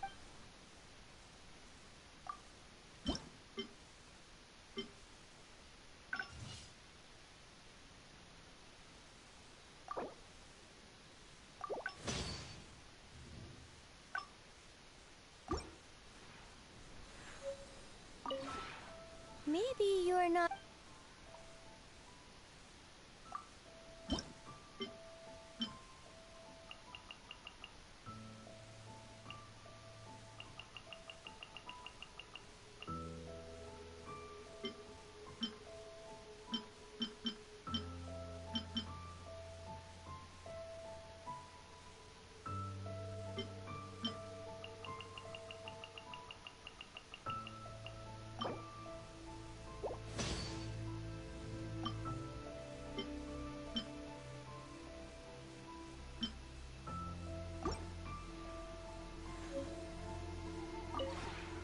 Maybe...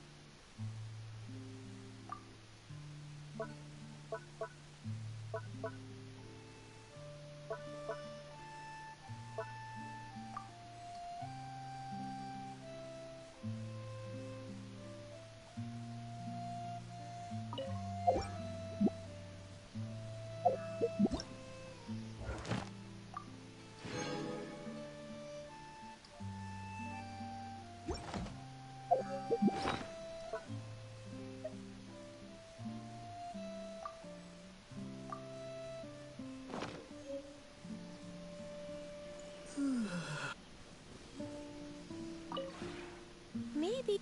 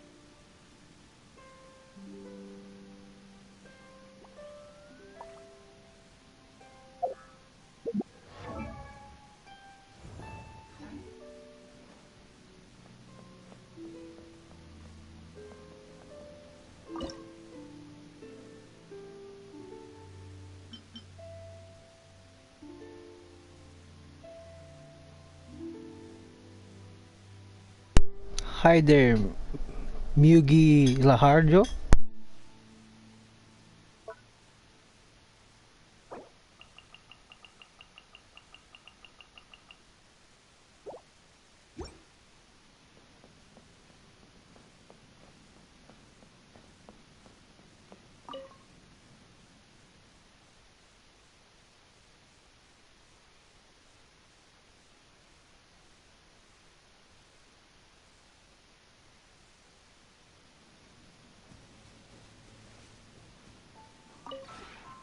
Maybe.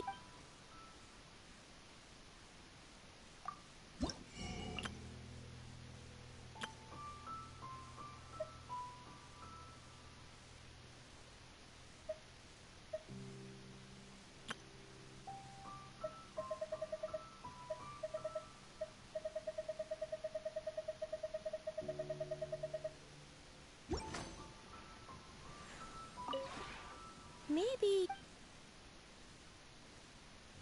When breaking new ground, laying foundations, and furnishing a home, it is best to select an auspicious day for the work at hand. I'll teach you more about this another day. There are many methods by which one might tell if a certain day bodes well or ill.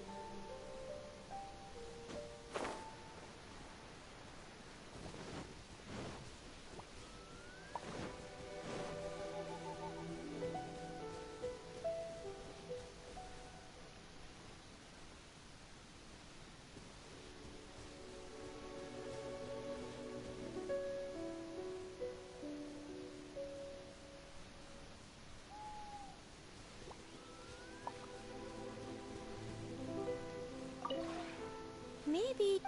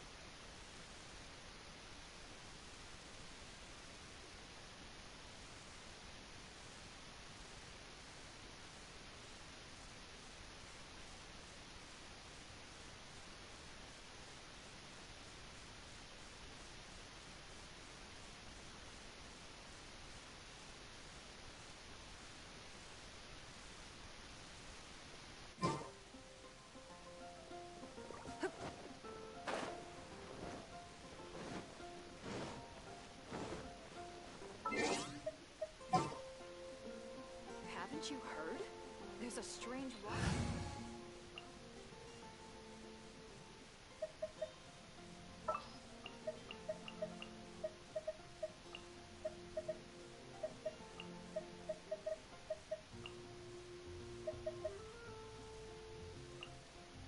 Evil shall be dispersed.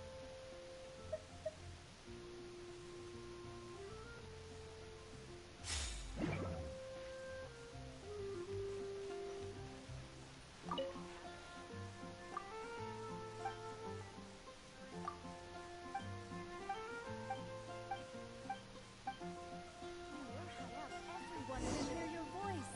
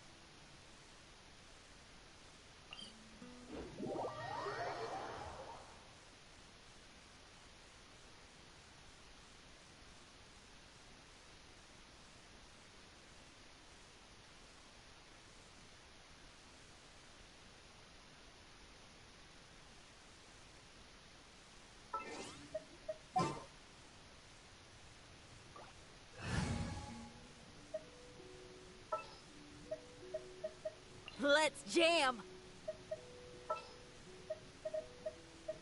Sooner we're done, the better.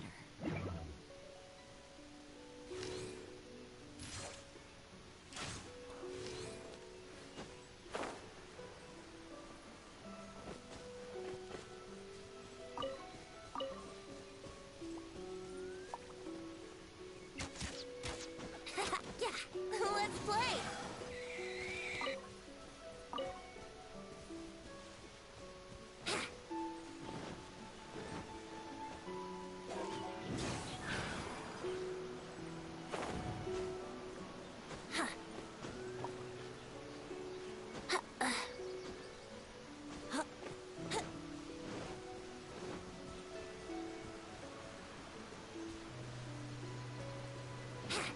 Wouldn't gliding be faster? Another test. Here we go!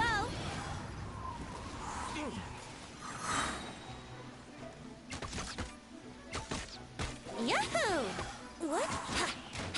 Time for takeoff. A hunter. Punishment! Feel the beat! Picked the wrong test subject.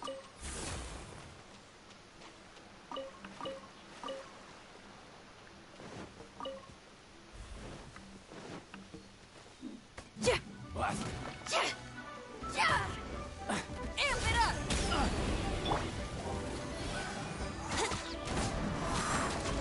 Yeah! I'll protect us. Judgment!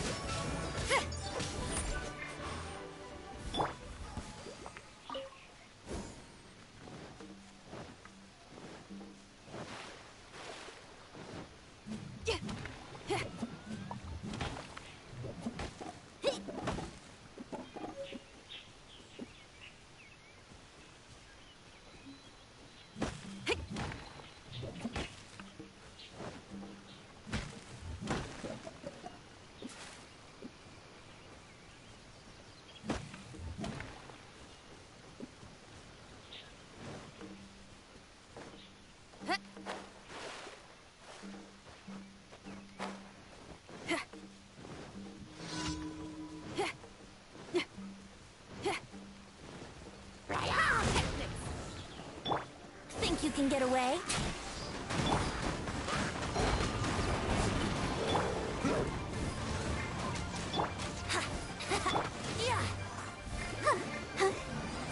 Let's dance. You can't run! Feel the beat! Shiver! Shred till I'm dead!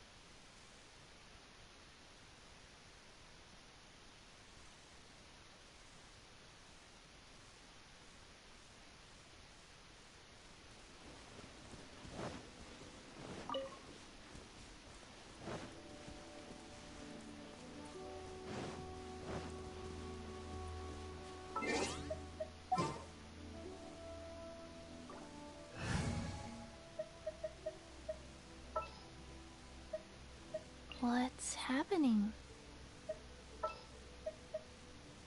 May knowledge guide you.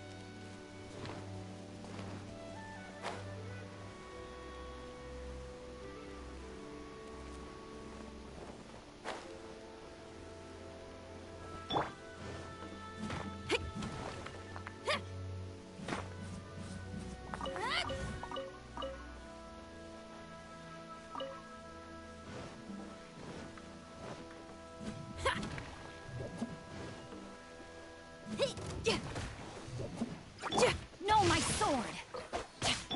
Go.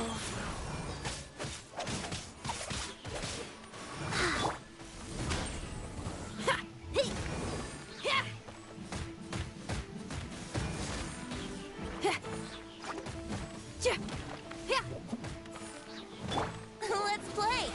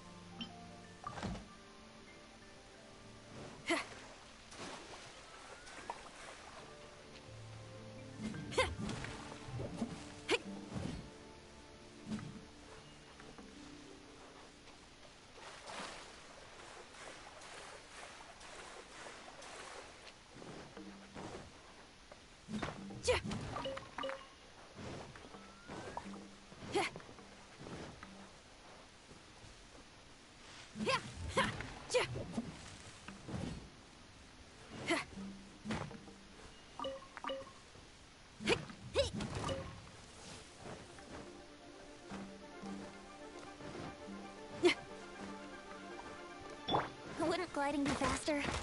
Ha! Yahoo!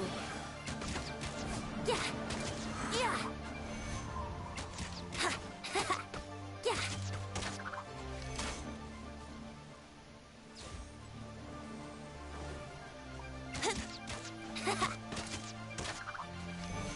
Let's play! Yeah!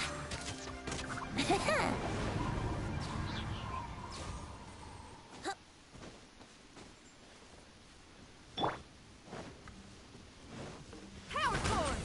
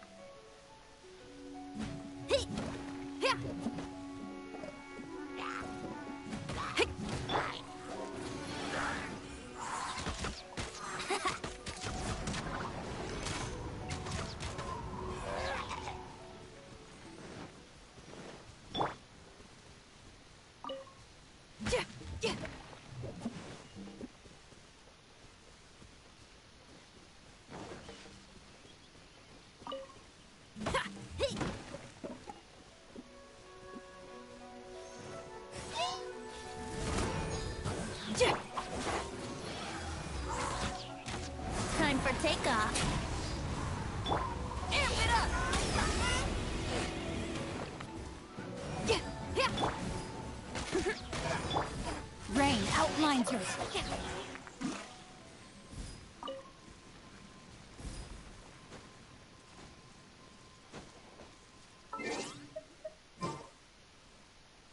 Body and mind. Brace yourselves.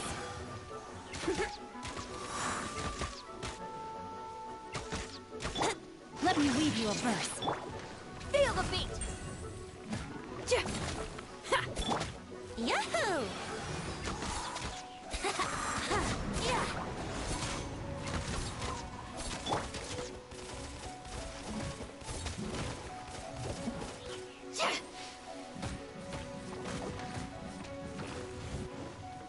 Power chord!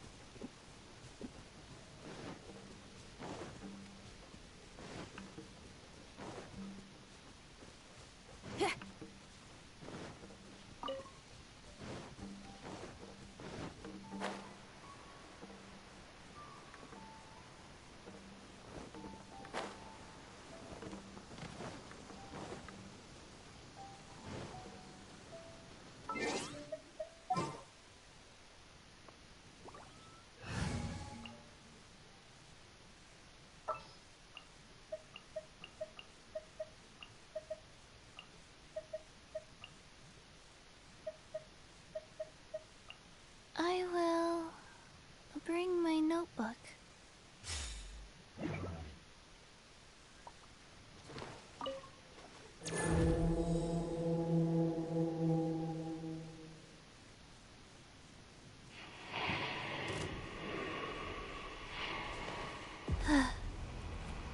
Wouldn't gliding be fast? Think you can get away? Let's light it up! Incoming!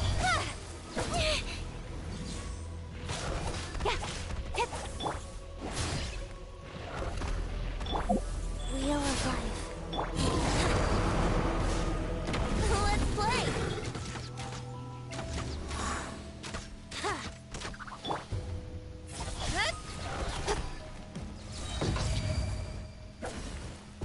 Cut to the chase. Got lucky that time. Going in!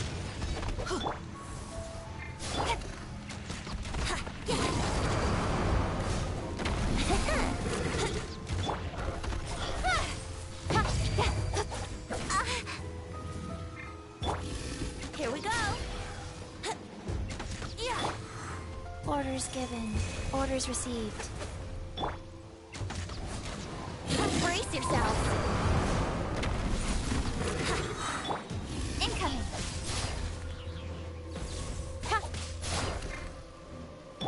Time for takeoff.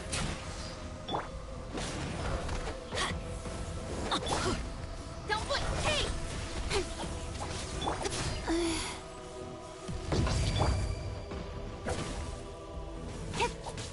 Incoming.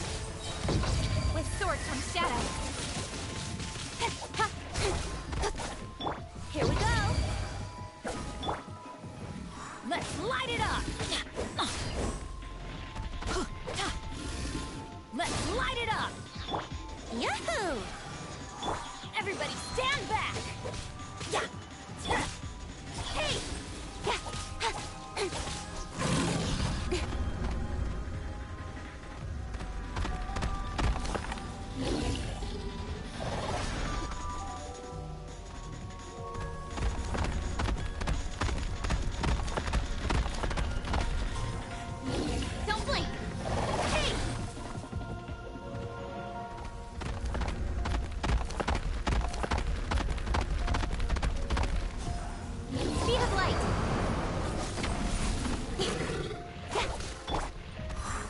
yourself.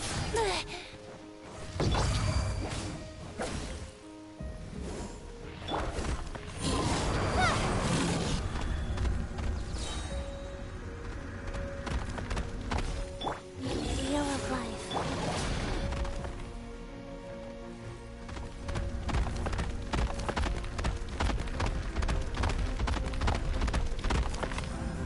Don't blink! Hey!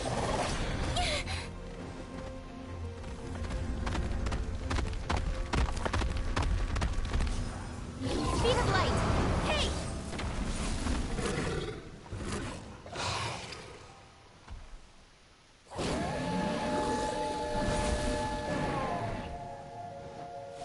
Cut to the chase!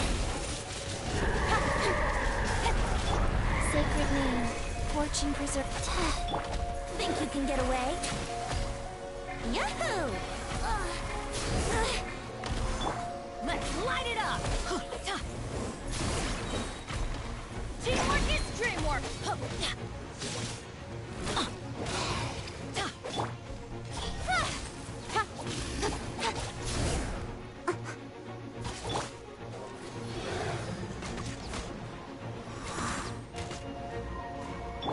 Let's light it up! Don't blink! Hey! Go. Oh. Incoming! With sword comes shadow. Don't blink!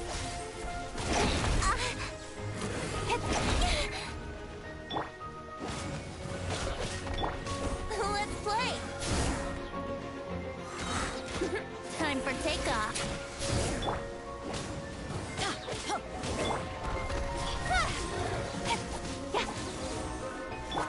I'm going in. Incoming. To the chase.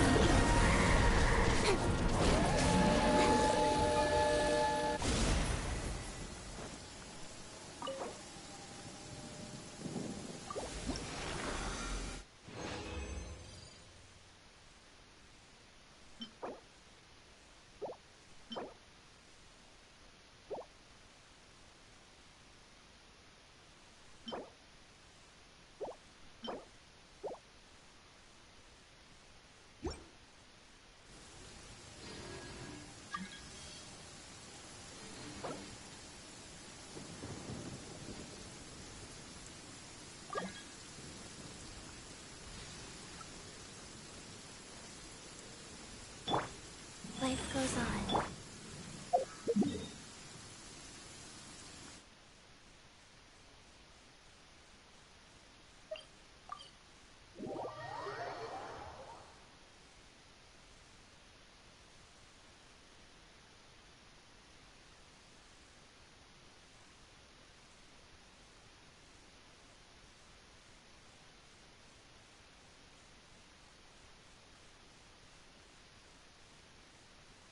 Stopped raining already? A shame. I wanted to play some more.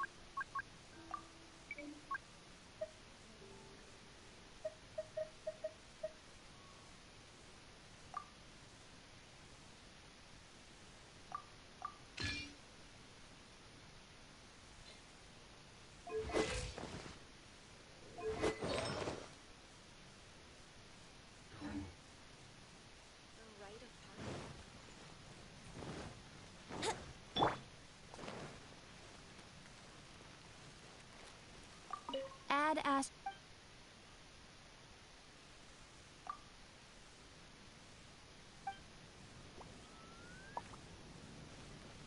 Wheel of life.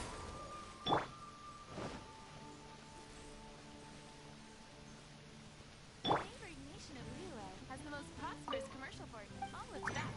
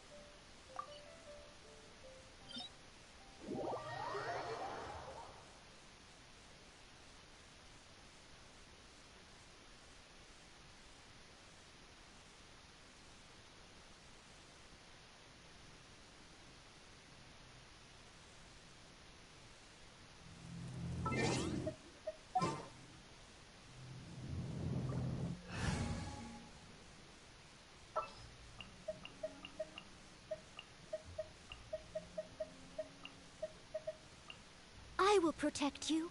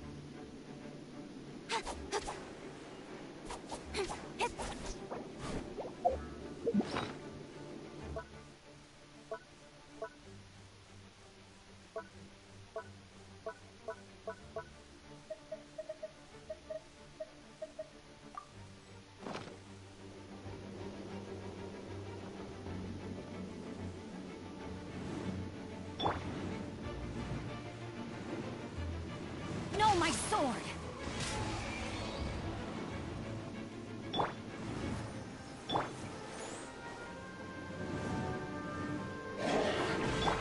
Don't blink! Hey!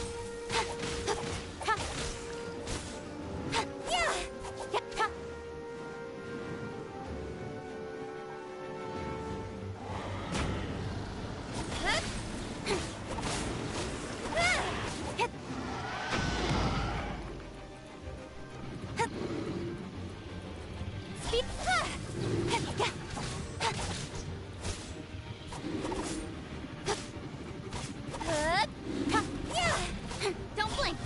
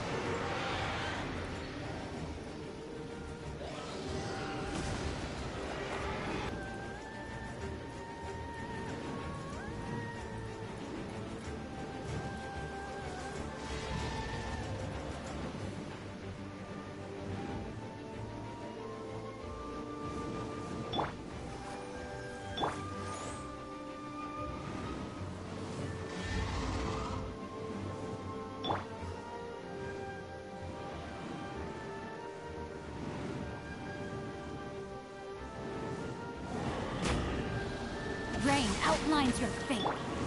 Speed up. Yeah. Yeah.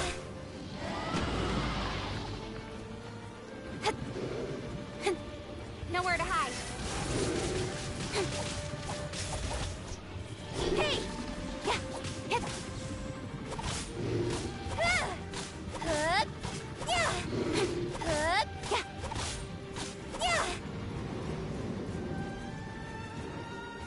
No, my sword! Incoming! Hey!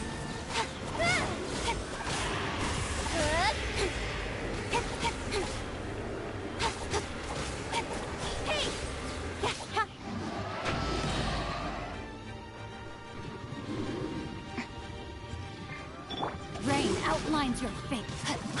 With sword comes shadow. Oh. Speed up! Yeah! Yeah!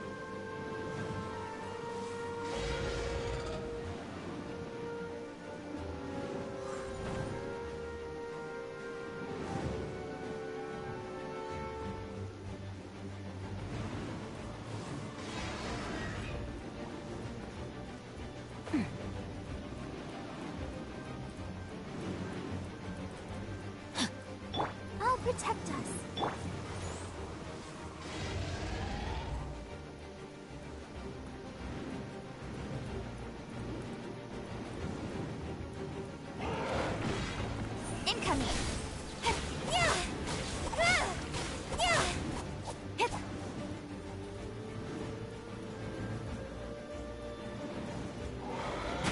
Don't blink!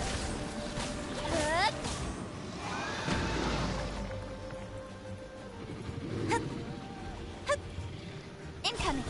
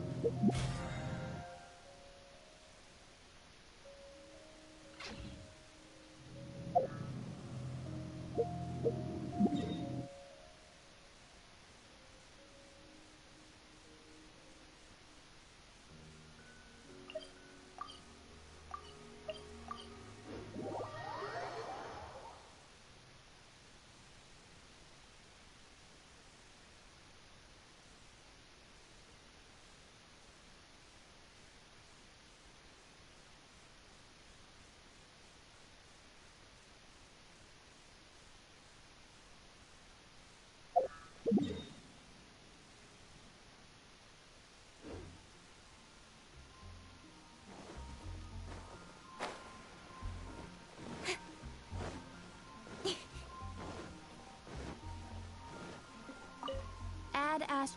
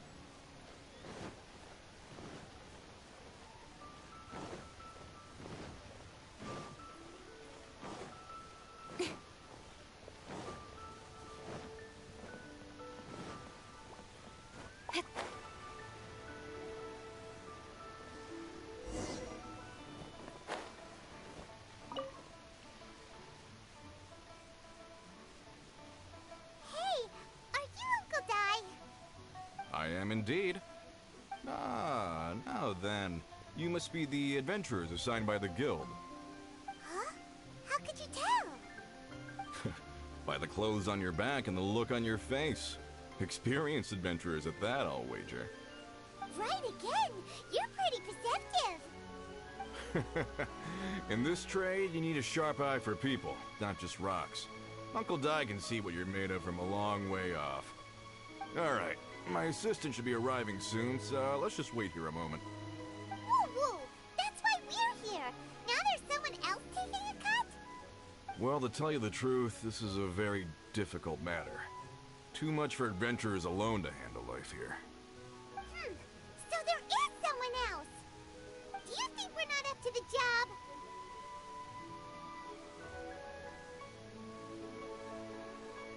It just occurred to me that you don't have all the facts. The incident in question happened in a mine, and it's a little out of the ordinary, to say the least. Mines are dangerous places, as I'm sure you're aware. As such, I've enlisted an industry expert to cover all contingencies. Last time I checked, adventurers weren't experts in ore appraisal or geological analysis. With a professional by your side, everything should run smoothly. Besides, this guy's the best in his field. No matter the rock, he'll tell you its value to the nearest mora at a glance. I'd go as far to say that there's not a soul on Tevat that knows rocks better than him. I'd be a fool to not enlist an expert of his caliber. You're a fool if you think you found Tevat's #1 rock expert. Oh? And why might that be? Because Tevat's #1 rock expert happens to be a friend of ours.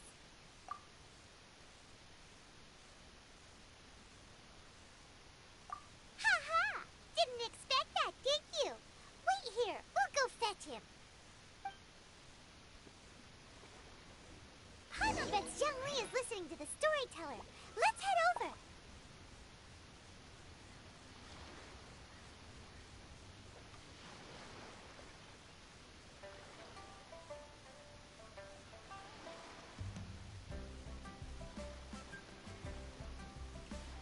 In adventuring, as in business, you always have to seize the opportunity while it's there.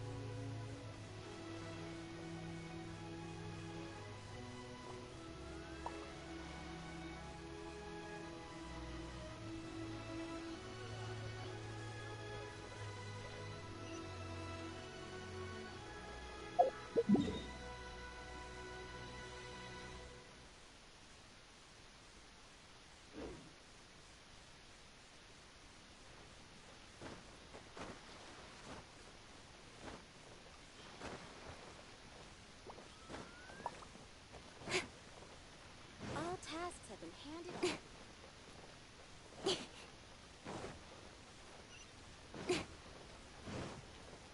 Hey there. Don't be shy. Not yet.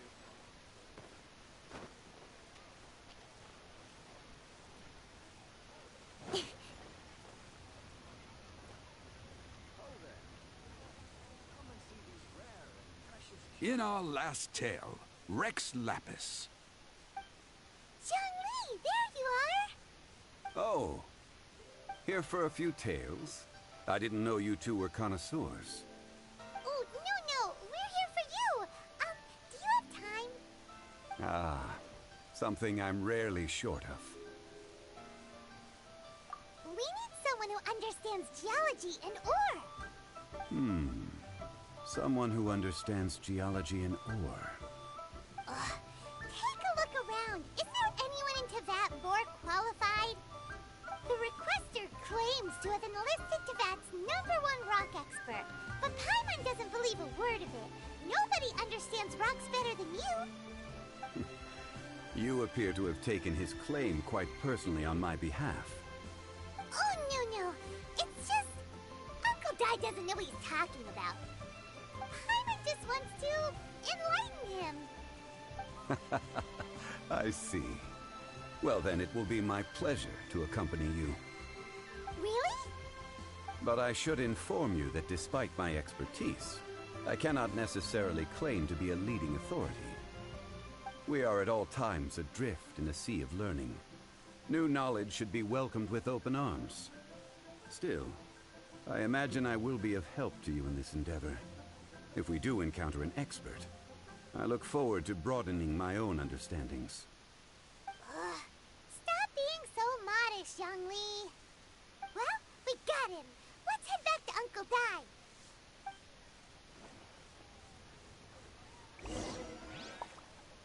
Listen, let me tell you how it is.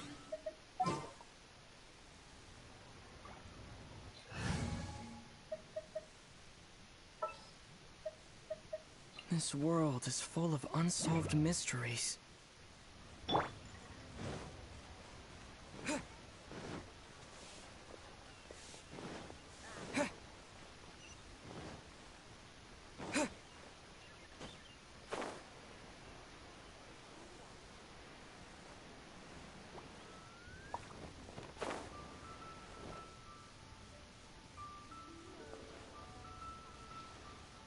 Uncle Dai, we're back!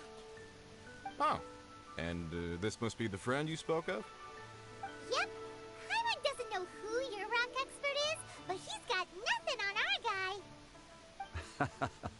Let's not get ahead of ourselves. Still, I do have a claim to some experience in this field.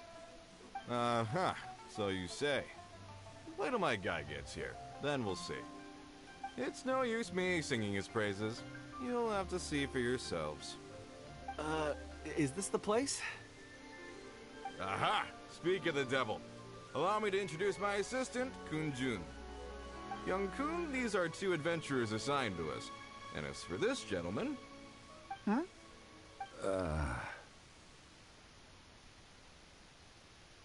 Wangsheng Funeral Parlor's consultant. Mr. Zhang Li. I've heard about you. They say you're a man of great knowledge and many talents. I had no idea I'd be meeting you in person today. I'm sure I recognize you. Have we met at the parlor? Wait, I've never been to the parlor. Uncle Dai, aren't you gonna test them? Huh? I wouldn't know where to start. Then they can figure out a way to test each other. If Zhang Li wins, he's the assistant. If Zhang Li loses... never mind. Zhang Li won't lose. A contest? Why, it would be my pleasure. I admire your enthusiasm, good sir. I must say, you certainly have the look of an industry expert about you. It'll be interesting to see which one of us wins. Stop talking the talk and start walking the walk. I'm just saying it like I see it. Which is, incidentally, the only skill I have worth talking about. So you're an appraiser, Mr. Kun-jun? Well, no. Actually, I've already forgotten what I'm in Liyue Harbor for. I was standing by the side of the road one day when Uncle Dai called me over. He saw me holding a rock and asked me a few questions. He seemed incredibly excited, even followed me for a while. We arranged to meet here. Huh? How could you forget something like that? I saw him on my way over to Liyue Harbor, poring over rocks and muttering to himself. He looked to be very familiar with them. I asked him a few questions out of curiosity. To my surprise, he knew more than me, an old mining foreman. In any case, he didn't have any pressing matters and agreed to help me. So, do you have a poor memory? Not exactly. Anyway, if it's rocks you need help with, I can most certainly lend a hand. Mr. Zhang Li, what do you make of this rock? A glossy exterior, with a fissure that could only have been left in the wake of a volcanic eruption. If I'm not mistaken, this is a rough gem from another nation. Ah, a keen eye. It's no ordinary rough gem. Fragile surface layer, black veining. My intuition tells me that there's high-quality crystal ore inside. Remarkable! This rock does indeed hail from the vicinity of a volcano. I came across it in a market and snapped it straight up. The seller thought it was some leftover industrial remnant. They had no inkling of the treasure that lay within. Purity and geological rarity alone aren't enough to make a treasure. Some of the most precious crystals contain deposits of water or sand. In the moment of its formation, the crystal hidden within this stone shell captured a pocket of water. For water to be hidden in its depths, like a moon concealed within a mountain, reflecting shafts of daylight that make it through. Now that's a rare treasure. Such a detailed description. Almost like he saw it with his own 2 eyes. Say, you're not trying to hoodwink us, are you? After all, we haven't even seen what's inside yet. Everything he said is true. Most crystals are born in high-temperature environments. Heat and water aren't natural bedfellows, of course, which is why crystals with water deposits are so sought after. Moreover, this particular crystal contains mountain lake water. A rare find indeed. Well, if Zhongli says so, it must be true. I've yet to encounter anyone with a judgment as shrewd as yours, Mr. Zhongli. How did you know exactly what lay within? I've seen many such stones in my time. I recognized it immediately. I hope you didn't mind me flaunting my experience, Mr. Kunjun. Of course not. I feel I've met a kindred spirit here today. I hope you will accept my friendship. Uncle Dai, it would be a mistake for Mr. Zhongli not to join us. Trust me when I say that his level of expertise is unrivaled in the trade. You won't come across another of his caliber in your lifetime. Very well. There is strength in numbers, after all. Everyone, follow me to the chasm. There are men counting on you to find them.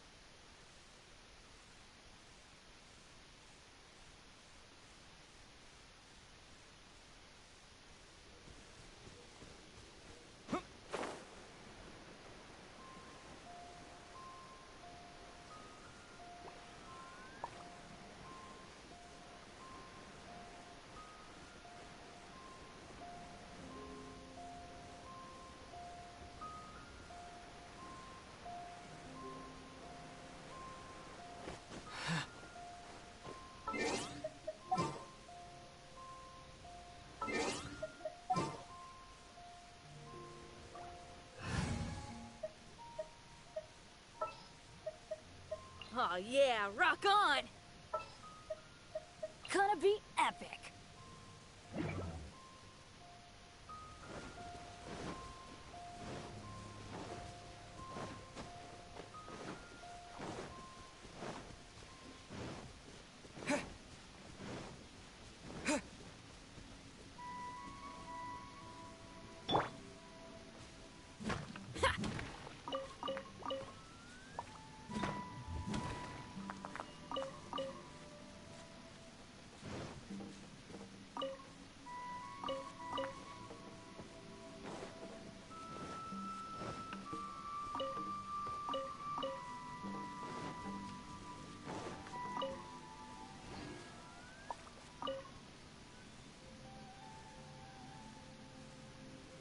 Whoa, this mine is huge! This is where the incident occurred. 6 days ago, a group of us left the site to attend to other matters. When we returned, the 4 men we'd left behind had vanished. I led a team around the entire mine, but found no trace. That's when I decided to enlist help. So 4 miners have disappeared. Yes, there were 10 of us. We lost Long, Bold Sen, Brave Sen, and Mao. I worked with all of them. Workers in this trade are usually young men in the prime of their lives. Could it be that the 4 of them left for another mine? Unlikely. There's no other lodging for miles around, and we didn't pass any other mines on the way over. Huh. Such a huge mine. Did you really manage to explore every corner? Underground, overground, we left no stone unturned. We tried everything short of digging further into the earth itself. How could 4 sturdy young men just vanish into the bedrock? We'll need to explore the site ourselves before extracting any conclusions. Very well. I'll wait here. Please, proceed wherever you'd like. If you come across any clues, let me know straight away. So strange. How could the 4 of them just suddenly disappear? Did they run away from something? Let's look around first and see if we can find any clues.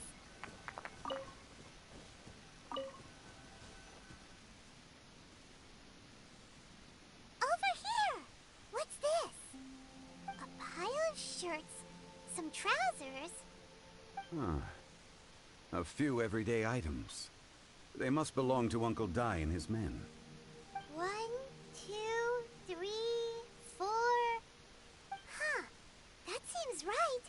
10 shirts, 10 pairs of trousers. These must be spares, right? Look, Uncle Dai's clothes are identical. The 4 of them have been gone for 6 days without a change of clothes. There's also a few handkerchiefs and some soap lying around. Oh, and some tool belts. Items for washing one's face before the dawn shift. Mining equipment. So, they didn't take any supplies. Correct. Improbable. There are 4 pickaxes missing. It seems likely they left with the tools of their trade. They had time to take their tools, but not their everyday items? Curious. Huh. Why would someone set off with their tools, but leave their luggage behind? 1, they were working close by and didn't need to move their personal effects. But seeing as they've yet to return, this seems an unlikely hypothesis. Or 2, they were forced to leave and had no time to think about their supplies. Oh. It's certainly a possibility. We'll need more clues before any further inference can be made. If they didn't leave, maybe they were made to leave. Let's make a note and let Uncle Dai know.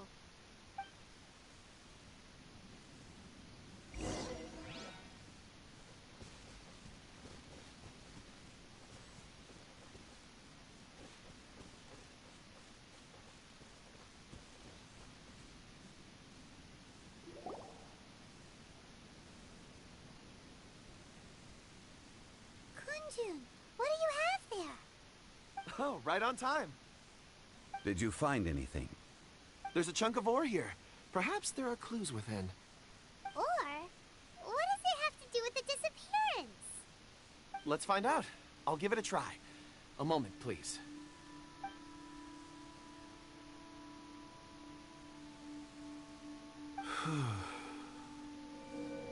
Okay.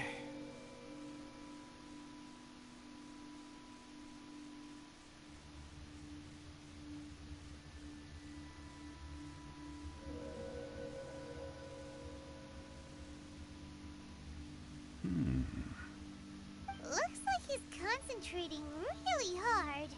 What's he up to? I see 4 men following someone out of the mine. It looks like a child. A child? What's a child doing in a mine? I'm not sure. Also, how did you see anything exactly? Oh, I don't mean see in the traditional sense. I would appreciate it if what I'm about to tell you remained a secret. It's a little odd. I've never dared to tell anyone before. I can perceive the memories of ore. Huh? Perceive? So there's no conjecture at work? You mean you can put your hand on a rock and boom, it just happens? I've always sensed that ore contains memories. Sometimes it records events that occur in the surrounding area. All I have to do is touch one and focus my attention, and the memories come to me. Amazing! So you can find out everything that ever happened there. It depends on the ore. Some ores have astounding memories. Others, like iron ore and white iron ore, aren't up to much. Their memories are hazy. Core lapis and crystal memories are much stronger. They record more events and in greater detail. Stone seeing. Fascinating. A rare ability indeed. It was prudent of Uncle Dai to recruit you, Mr. Kunjun. I'm glad I can be of assistance. Based on what I saw, I believe they followed this path. This will take us north, away from the mine. North. Another clue for Uncle Dai. Let's make a note of it.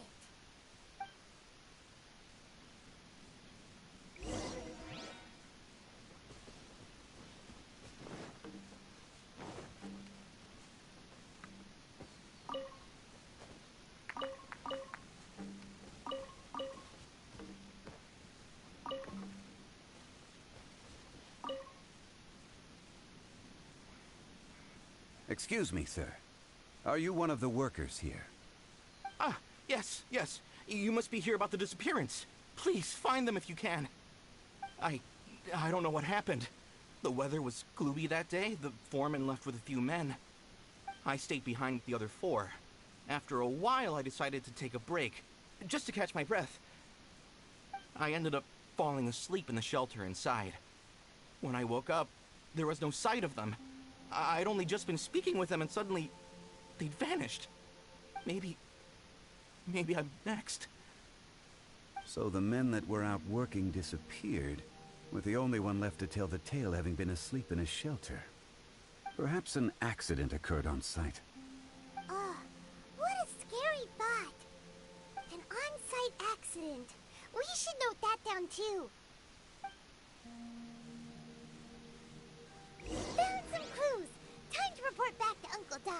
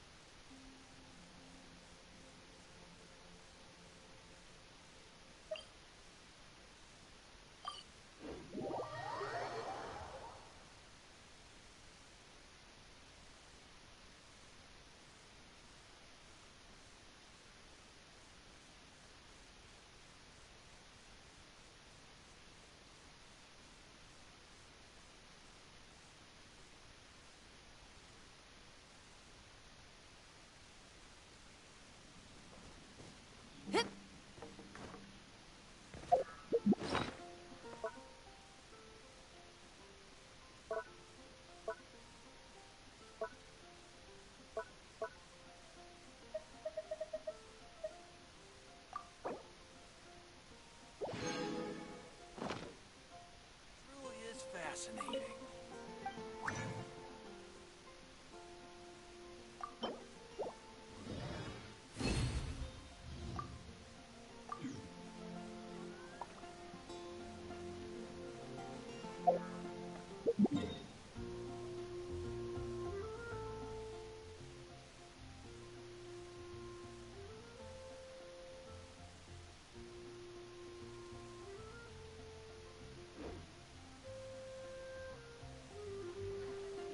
Should I choose?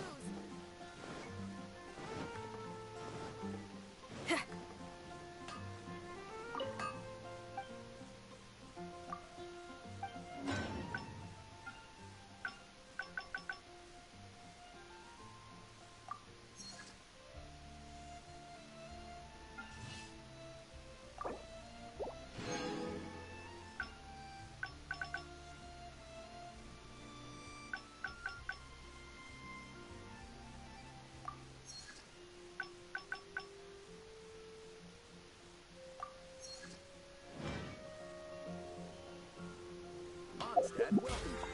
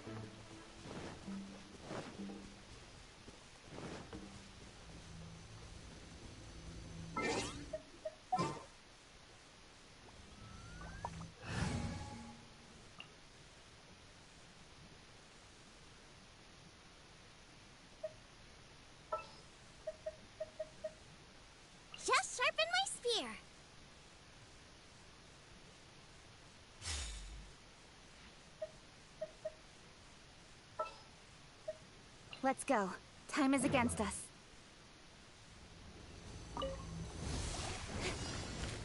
Speed of light! Yeah!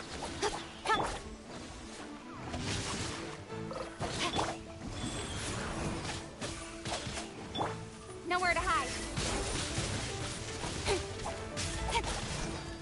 Don't put...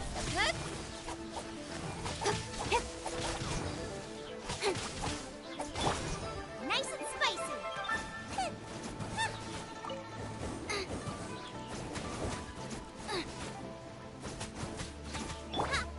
Speed up.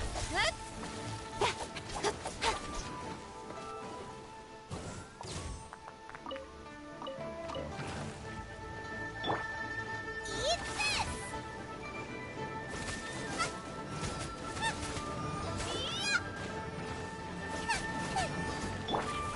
Incoming. With sword comes shadow.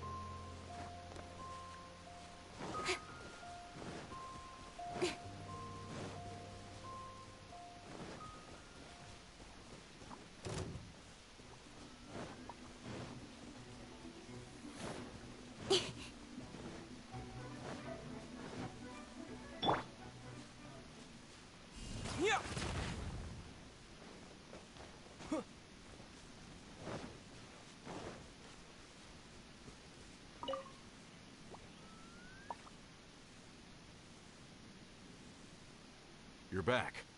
How are the investigations going? We found 3 clues in the vicinity. First, there are 4 missing pickaxes, yet everyday items are still in their place. This suggests that your men didn't leave of their own accord, but were forced to. Forced to? But who would kidnap miners? Who indeed? Second, there were 5 workers at the mine. One of them left the site to take respite. When he awoke, his colleagues had disappeared without a trace.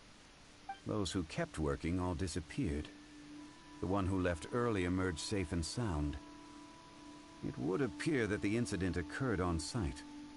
Now that you mention it, I recall Bravo saying that he took a break. Could someone have entered the site and simply walked away with him? This leads me to my third point. Mr. Kun-jun here made good use of his, expert techniques to arrive at a conclusion. It was a child that took your men away. A child? But there are no settlements here for miles around. There's no way a child would have made it over to the mine. Unlikely as it sounds, that's our conclusion. Your men were following a child. Where did they go? We believe that they followed the road north, away from the mine and toward the ruins. North? Right. I'll rally my men and head in pursuit. You've been invaluable to the investigation, but leave the legwork to us.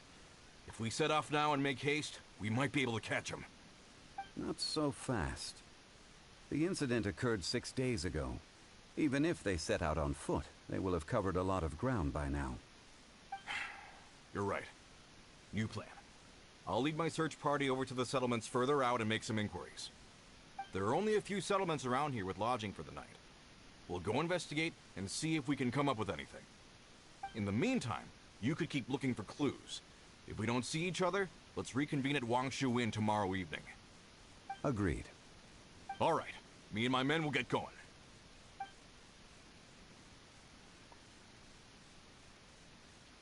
So, they're gonna talk to the people over at the settlements while we keep investigating here. Correct. But there aren't any more clues at the mine. Shouldn't we go north? Wait. I believe we're missing someone. Huh? Oh yeah! Where's Kunjun? Paimon bets he's still investigating. Let's go find him.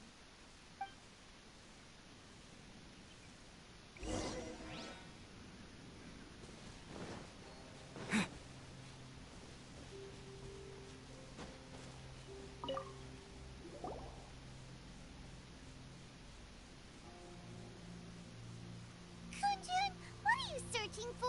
We're all out of clues. Let's get going. Apologies. I'm conducting a quick search for my own benefit. I'm looking for a precious stone known as Dragonfall. Dragonfall? Dragonfall is often used in forging. What use do you have for it? I don't know. I'm sorry. I don't recall why I'm seeking it. I've been feeling very absent lately. Name and address aside, I'm having trouble remembering things. In fact, I've been feeling extremely anxious, as if there's something I've forgotten to finish. It's an unpleasant sensation. Oh, Paimon knows that feeling. When you know you've forgotten something, but you can't remember exactly what it is. I don't even know where to start with it. I've been aimlessly wandering. That day at the market, I overheard a conversation while I was buying something. They mentioned Dragonfall. It sounded so familiar to me, as if whatever it was I had to do was linked to that stone. So, I decided to look for some. Perhaps if I can retrieve some, I'll remember what it is I have to do. I see. If I am able to during our endeavor, I will help you look for this stone. Really? Oh, thank you, Mr. Zhengli. You're too kind. Think nothing of it. Shouldn't we get going? Heading north from the chasm, we'll reach Lingju Pass. If this is indeed the path they chose, there will be traces. Great! Let's have a look.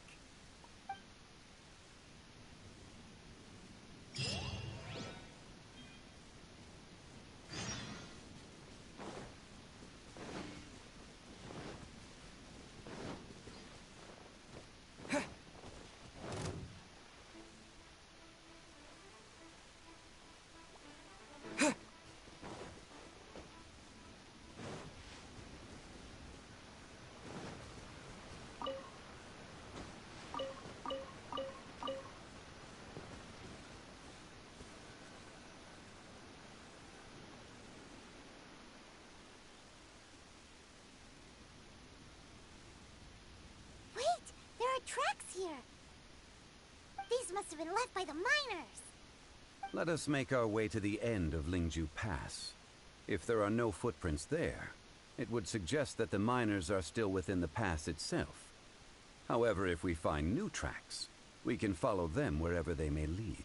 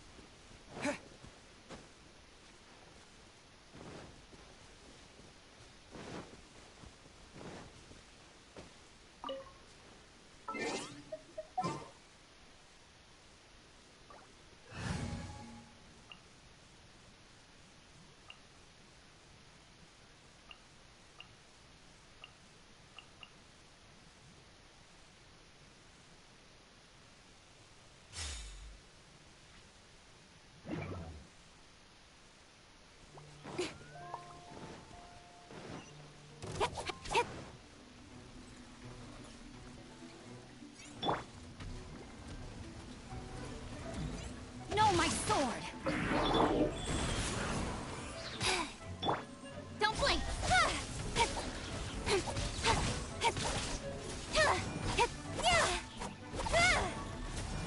Witness the power of good one.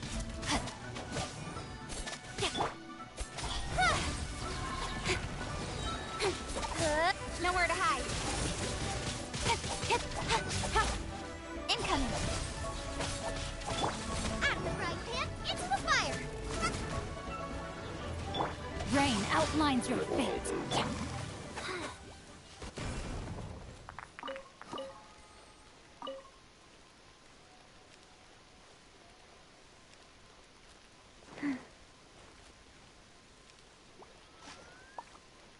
Faster?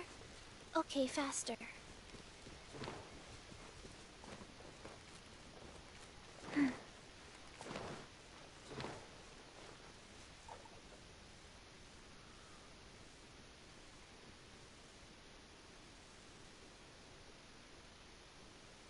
Hey, footprints! It would appear that they made their way through Lingju Pass and kept moving. If we follow their footprints, we should be able to find where they went.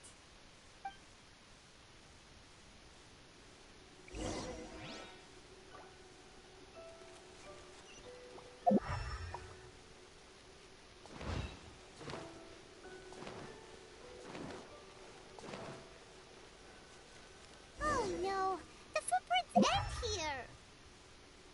We should inquire with anyone nearby. If the miners came through here, they may well have seen them.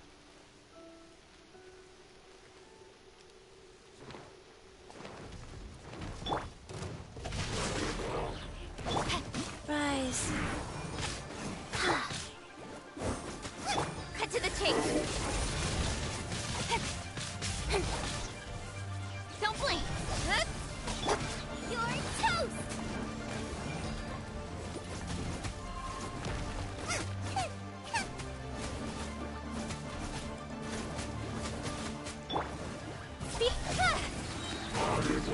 Yeah. With sword comes shadow.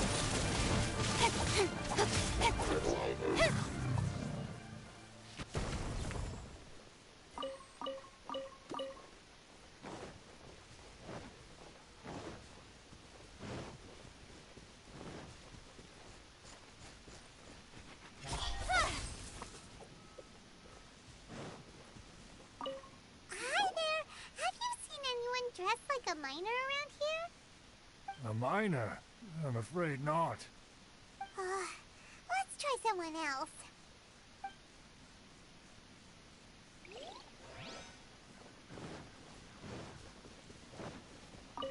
Hello! Have you seen any miners nearby? About this tall? 4 of them? Stop bothering me.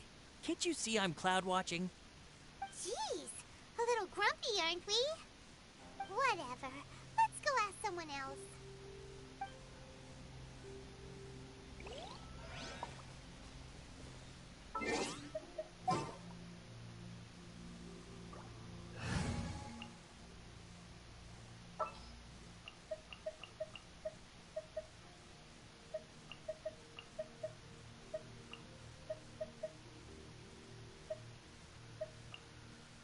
We can do this.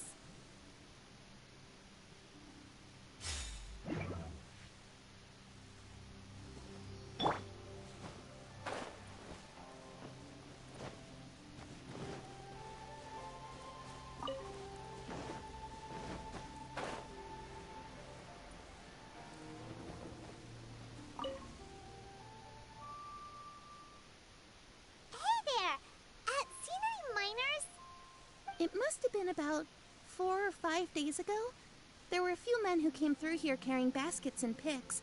I guess that could have been them. Yeah, that's them! 4 or 5 days ago. It appears that they were moving slower than we'd anticipated.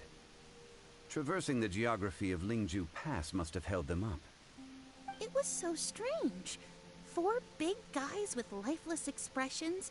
It was like they were in some sort of trance. And there was a child staggering in front of them. Huh. This child.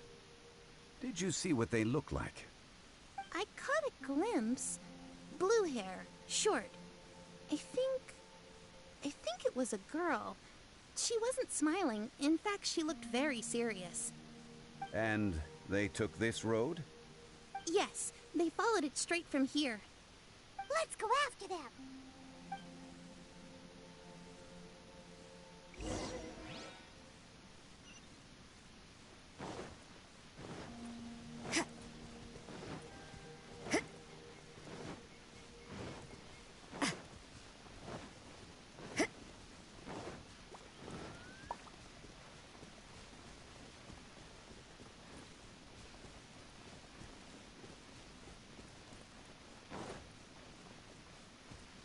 More footprints. There's a person over there. Help! Please save me! Is that one of the people we're looking for? Oh, rescue first. Ask questions later.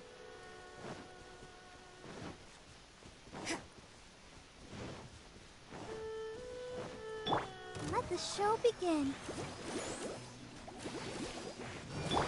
You can't run!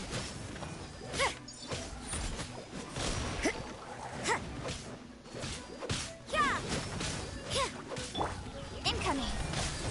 Got lucky that. Yeah. Pyrotechnics!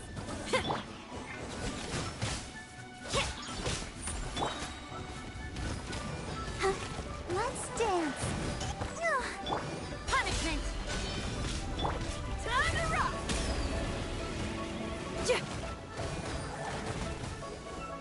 Ha! Don't blink!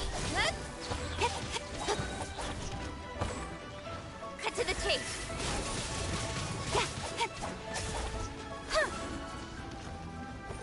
Speed! Judgment!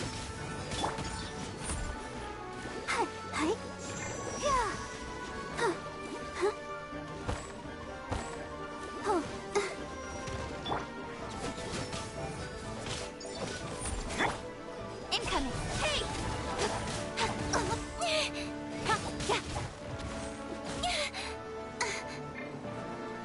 Speed up. Hey!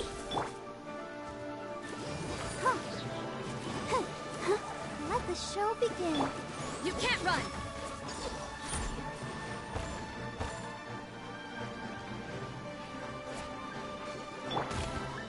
Let's... Power cord!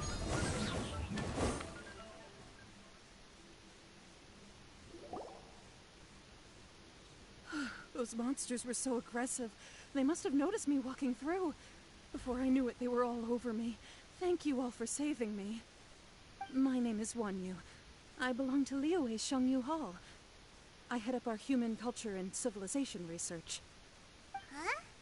You sure you're not a miner? A miner? Yeah, we're looking for a group of 4 strong fellas carrying mining equipment. I think I saw those people. Really? Yes. I set off from Nantianmen the day before yesterday, heading for Lingju Pass. About halfway there, I came across some people. A few men and a child. I was in a hurry. I didn't get a good look. I'm afraid I'm not even sure what they looked like. Apologies. I think that's all we needed to hear. Thank you. I hope it's useful to you. I'd better get going. There's a conference I need to attend. Again, thank you all for your help.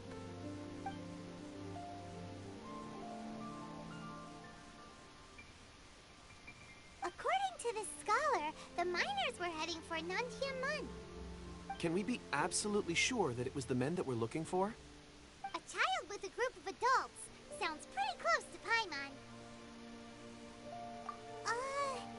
What? Hey, perhaps that rock over there can tell us more. Aha! Paimon nearly forgot about our secret weapon. It looks promising. I'll do my best.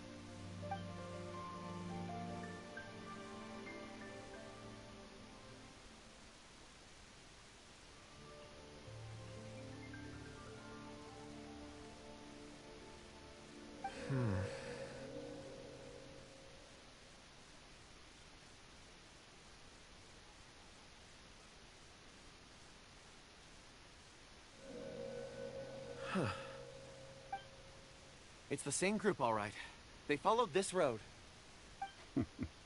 Mr. Kunjun, your stone seeing is something I won't forget in a hurry. I suppose it is an asset, though I rarely find a use for it. But praise from Mr. Zhongli is high praise indeed. It's a good thing we brought our Kunjun compass along. We would have lost all sense of direction a long time ago. You think so? I guess it's been a worthwhile trip then. It feels like we're cracking a criminal case. It's a lot of fun. Be that as it may, we would do well to keep our guards high. 4 fully grown men in a trance-like state, walking ceaselessly day and night, over hills and mountains, led by a child. This is no ordinary incident. Oh, you're quite right, Mr. Zhongli. We should have our wits about us. That's not all. Our scholar was attacked by Geovishap hatchlings, but the level of aggression they exhibited was unusual. We have encountered many clues along the way. So far, they've pointed us in the right direction. The miners headed in the direction of Nantianmen the day before yesterday. From here, they would have had to navigate a perilous mountain road. If their destination is indeed Nantianmen, we should be able to catch up with them. Great! No time to lose! I left a mark in the vicinity just now. If Uncle Dai does pass through here, it should guide him to us. Clever thinking! A classic Zhongli move!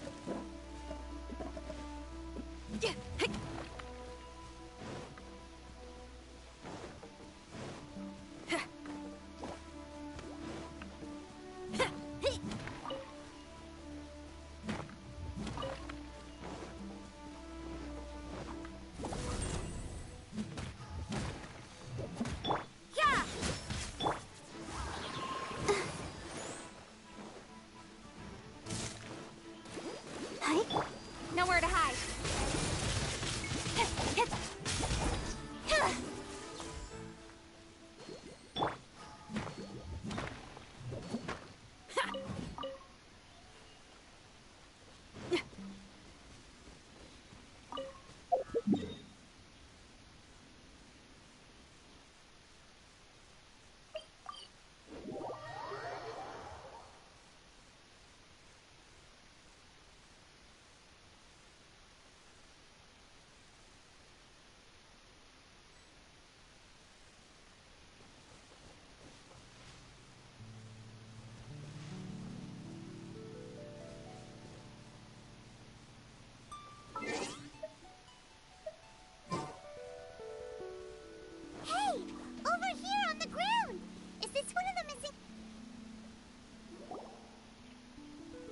There's a basket lying here, too. This must be one of the miners. Hey! Hello? Can you hear us? Judging by his appearance, he must have collapsed from exhaustion. Should we wake him up? I can still dig. Sounds like he's whispering something. It seems that he thinks he still has work to do. Something's not right. There's a camp nearby. We should take him there and monitor his condition before deciding our next move.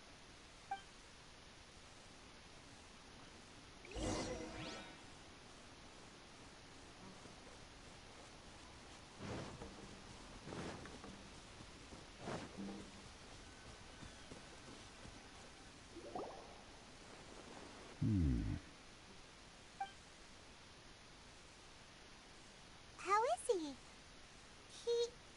He won't die, right? He's worked himself into a stupor.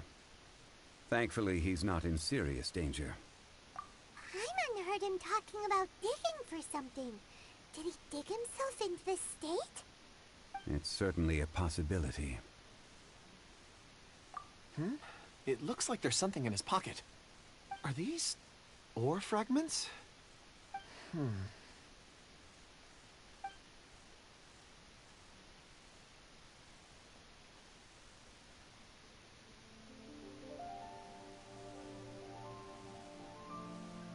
I just witnessed the memories within these ore fragments. This person brought these fragments out of the mine. He's one of the 4 that we're searching for. How he came to be here is what we need to understand. So he was kidnapped, and then abandoned here. But if they didn't need him, why bring him all the way out here? Unless something happened. Something that led him to fall behind. Ugh. Hyman's had enough. This is too mysterious. Oh, wait a moment. Seeing these fragments has jogged my memory. I have something for you. What is it? Ooh, is it a present? Something for us? As I mentioned, before I met Uncle Dai, I was in a daze. After setting out with you on this case, it feels like a fog is lifting. I was so happy when Uncle Dai enlisted you to help. I would never have managed to track down these clues by myself. These are some crystals that I bought from the market. Not any old crystals, mind you. This purity is extraordinarily rare. One for each of you. A memory, if you will. It's beautiful. Oh, and the colors change as you turn it. It's like a different crystal from each angle. But of course, take it. And this one is for Mr. Shangli. Huh? Is something wrong? Not to your liking?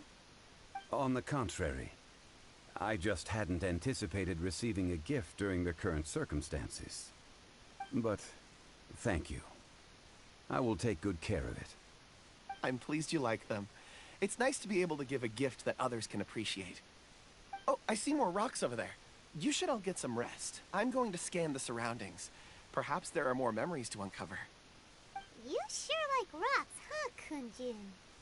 Ores are the crystals of the earth, the sediment of time itself. I feel at peace among them. Get some rest and call me when you're ready to set off. I won't be far. Rest easy. I surveyed the area. There's no danger here. Oh, however, there is something I wanted to discuss with you. Huh? What's with the seriousness all of a sudden? Traveler, does Dragonfall mean anything to you? You mean the ore that Kunjun's looking for? What's so special about it? Dragonfall is an incredibly rare ore used in forging. The majority of regular crystals are formed in high-temperature environments. Dragonfall, on the other hand, is formed as a product of elemental reactions. Elemental reactions can produce material objects? Indeed they can. However, only a minority can survive for long periods of time. Dragonfall first emerged in the midst of a great battle, thousands of years ago. Powerful clashes of elemental energy gave birth to elemental crystals. When the fighting ceased, these geological remnants were miraculously preserved. And yet they are crystal creations all the same. Few and far between, relatively unknown. A few hundred years ago, they were virtually mined into obscurity. Why is it then that a citizen of Liyue now wishes to strike upon ore that has long since vanished from the earth? Yeah, if he knows of its existence, surely he knows all of it's already been mined. Weird. Hyman doesn't get it. There are those in the mining trade who retain a keen interest in Dragonfall. But for someone like Mr. Kunjun, whose motivations for seeking it are unclear even unto himself, it's practically unheard of. Ulterior motives? Is he a villain? A conclusion that is presently impossible to reach. We must watch and wait. Don't forget, rescuing those miners is the primary objective. As for anything else, sooner or later the tide will reveal the lie of the land. We're drawing closer to our goal. I believe we should continue to follow this road through. Now that we've found one, the others won't be far away. When you're well rested, call Mr. Kunjun over to us. We still have more investigation ahead. We should ensure this miner is settled here at the camp. Once we've brought this matter to a close, we can return and attend to him. I suggest we leave a note for Uncle Dai. If he does find the camp, he'll know what to do.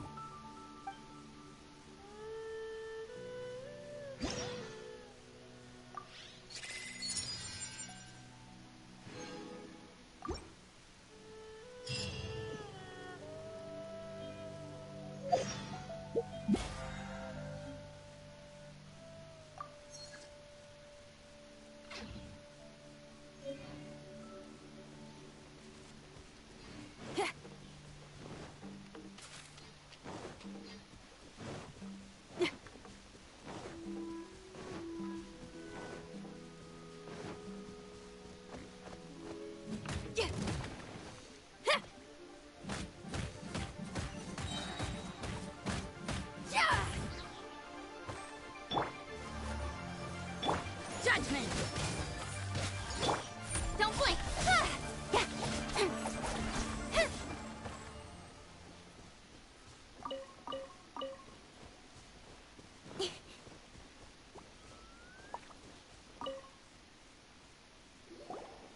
Kunjun, we need to get going. No problem. I'm done here. Any results, Mr. Kunjun? There are many beautiful rocks here, but nothing out of the ordinary. I couldn't find any clues. Then again, the memories of ore can shift with the passage of time and the changing of the environment. Difficult to say. I feel that ore memories tend to be from the recent past.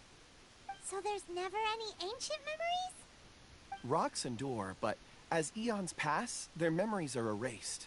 Those memories that survive are rooted in powerful emotion or thought. That makes sense. It is the same for people. Indeed. Let's keep going.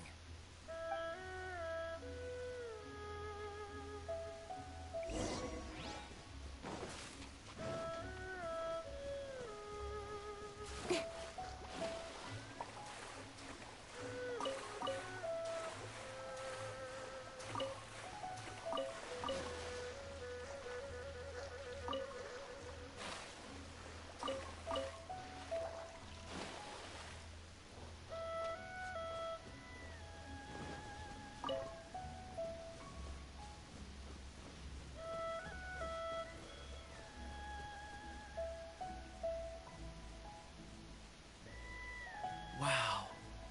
Such an immense tree. And there's so many mysterious-looking crystals up there, too. Amazing!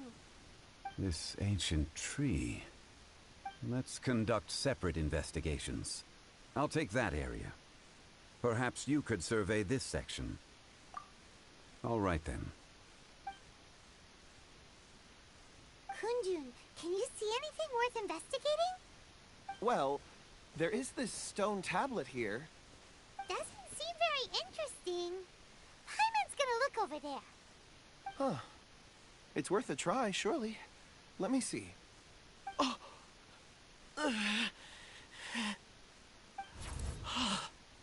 This is... Hey, what's wrong? just a bit lightheaded. It's past. Nothing to worry about. Not yet. Whatever. Hyman's going to investigate over there. Why don't you climb the tree and have a look? If you don't try, you won't know. Anyway, you'll be able to get a good look at our surroundings from up there.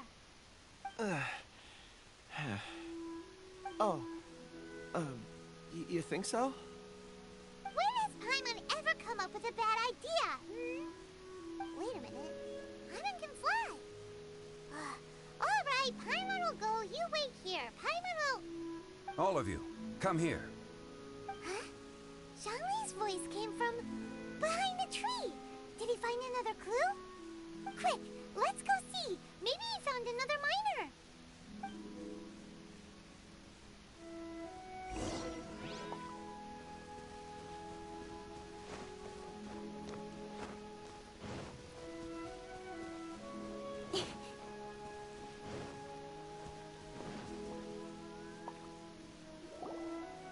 This has been newly dug. It would appear our answer is up ahead. Is that a voice coming from the tunnel? Ah! Someone else go first. Compose yourselves. I will lead us in. There is an unusual presence emanating from inside the tunnel.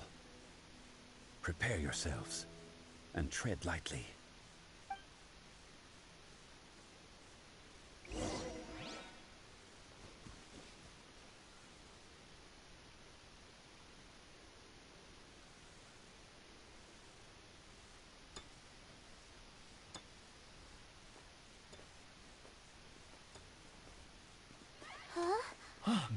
Listen. The missing miners are here. What are they digging for? I'm afraid that this whole tunnel is the fruit of their strenuous labor. Huh? That gate. Has it been there all along? Digging a tunnel to this ancient seal. Had they not been discovered, they would undoubtedly persevere until they opened the gate.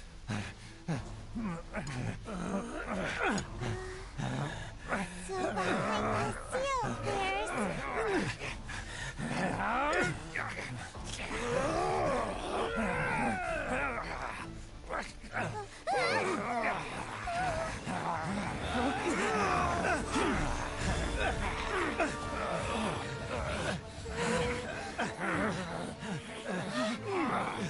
What do we do? We can't hurt them.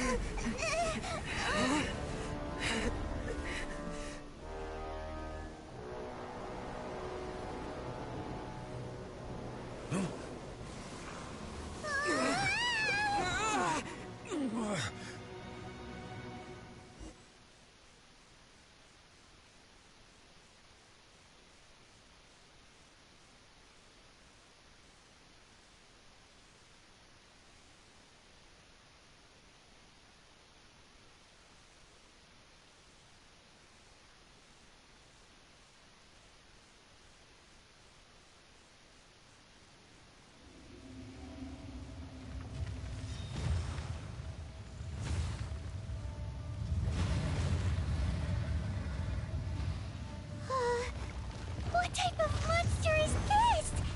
Morax, you arrive at my doorstep of your own volition. Excellent. Taking revenge for sealing me away will be all the easier. So, the little girl is your power incarnate. But if you recall, Ishtaha, this is not how we intended for events to transpire. Waste not your words. Your life is mine.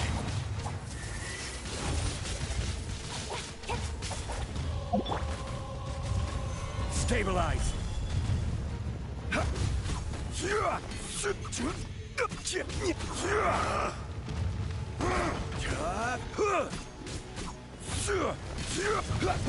Rise! Don't blink!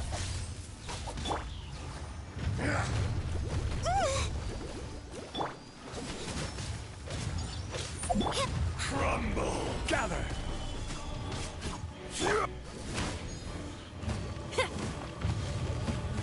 You can't run! Shifting sands know not the mountain's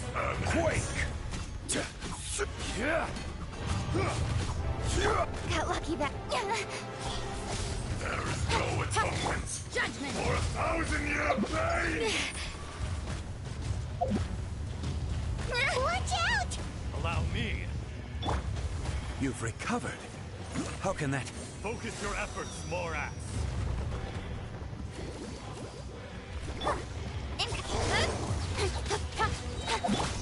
Rise! Nowhere to hide.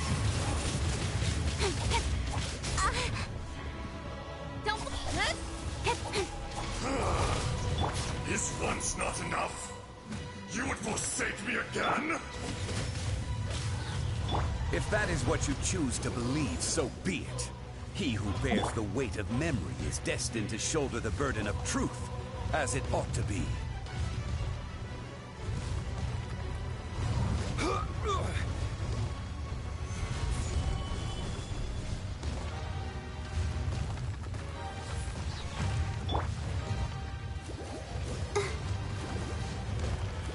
Go, Barbara, go! Shimmer!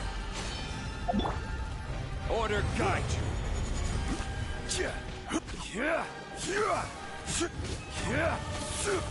Fisher! Crumble!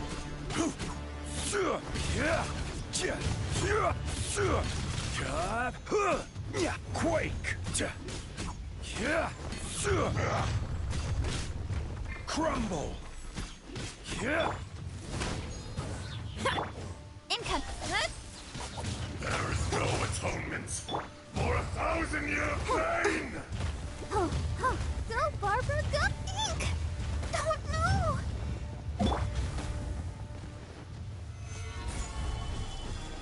Detestable! Cut to the chase! Yeah!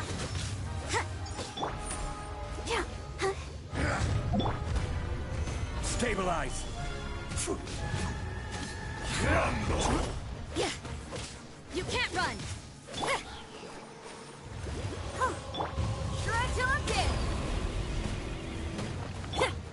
Speed up! Hey! Shifting sands Judgment. know not the mountain, Morax. You think you can destroy me?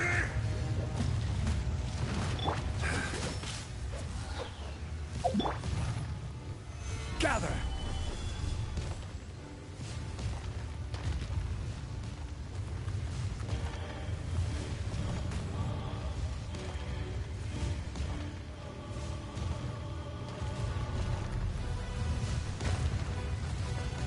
Gather!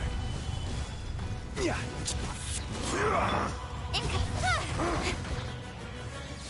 Let the show begin. I will have order.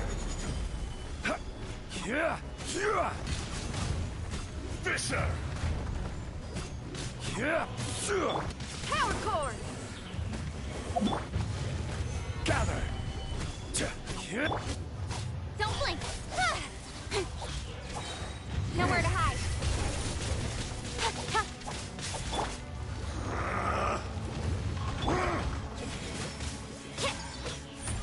The enraged Earth will not absolve you! Pyrotechnics.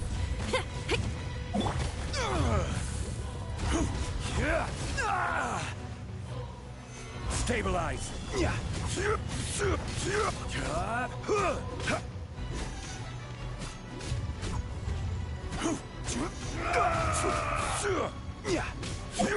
Right!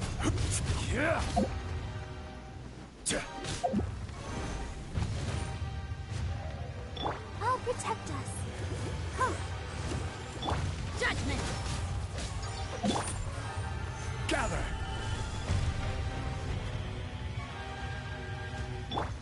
Speed! Experience an eon of suffering! Gather!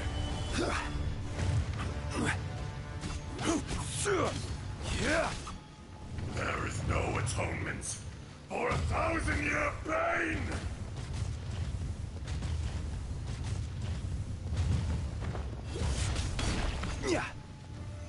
Solidify! Shifting sands know Power not cord. the mountain's permanence. Amp it up.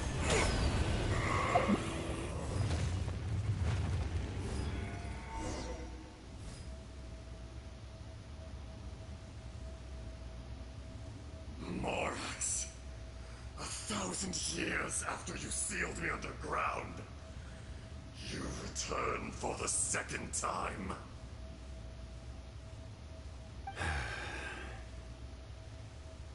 You should call it by its name, Ajdaha. Fate. Fate? Fate?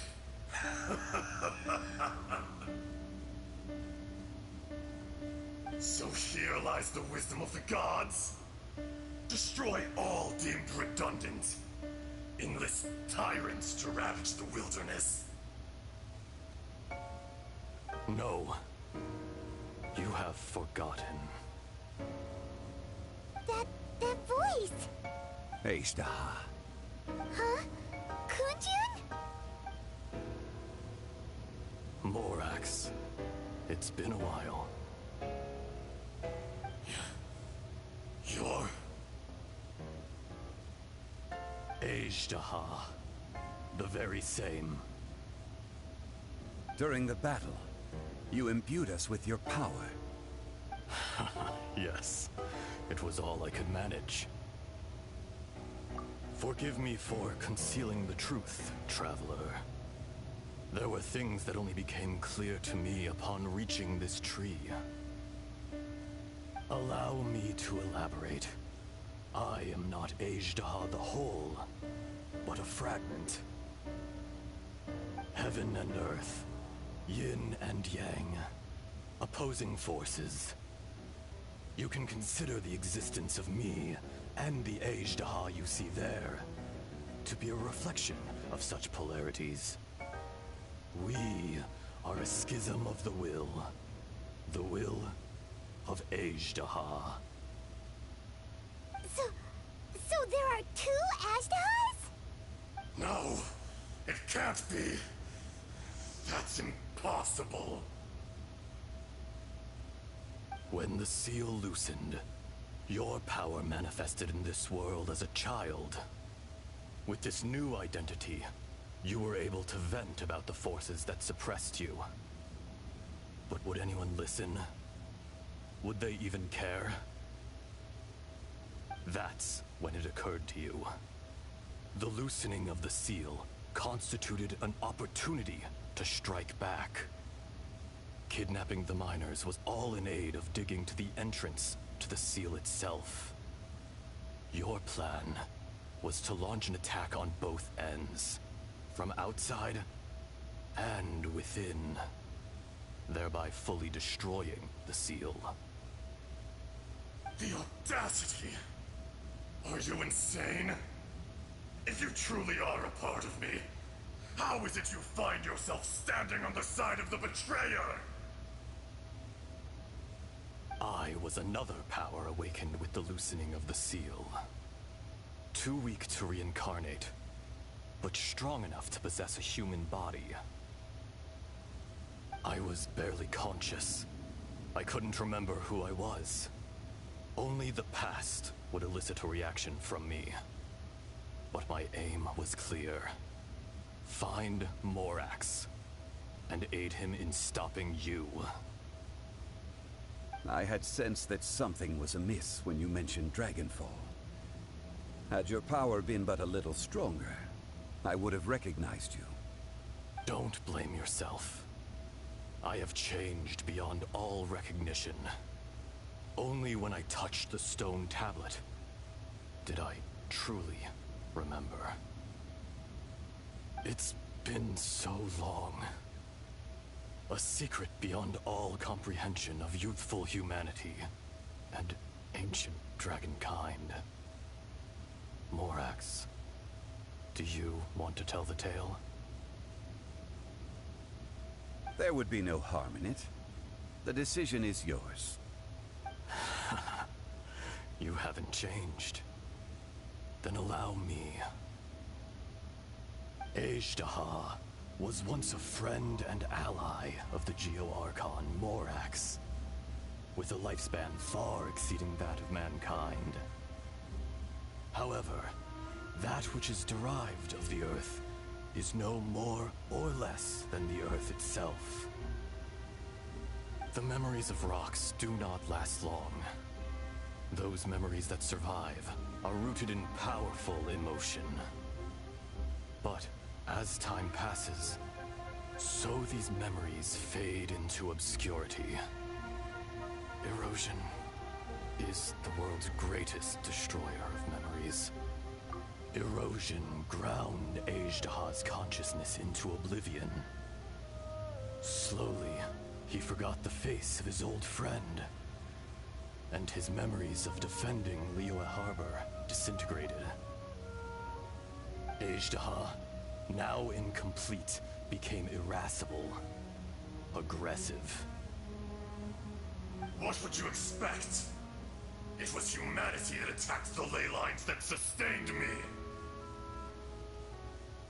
This much is true, which is why you attacked the chasm, why you waged war against Morax. In the beginning, in order to open up new territory and increase production, the citizens of Liyue came to the mountains to mine. Overexploitation caused the ley lines to quake, which brought untold suffering to us.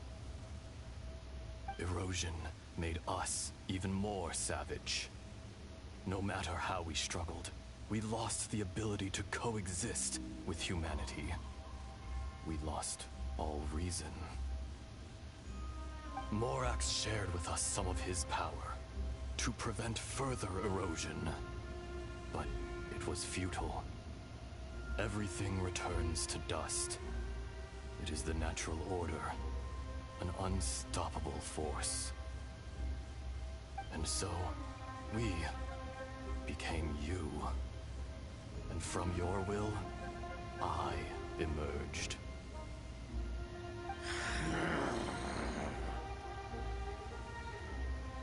I am your final contract.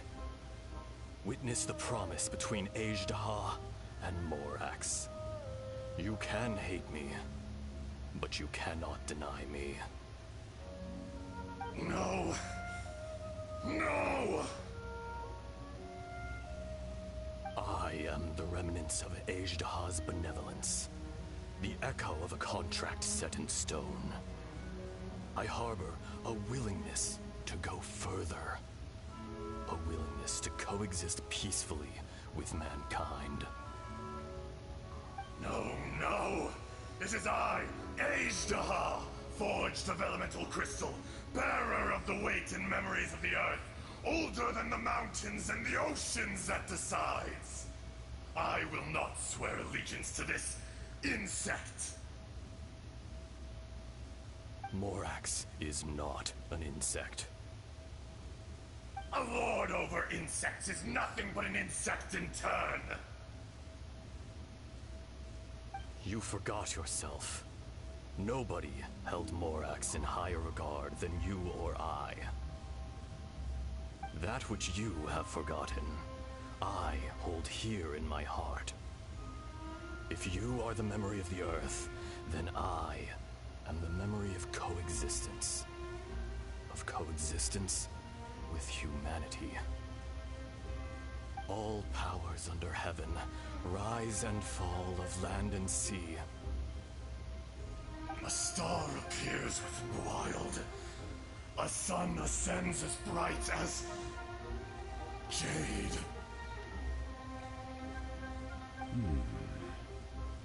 Strange.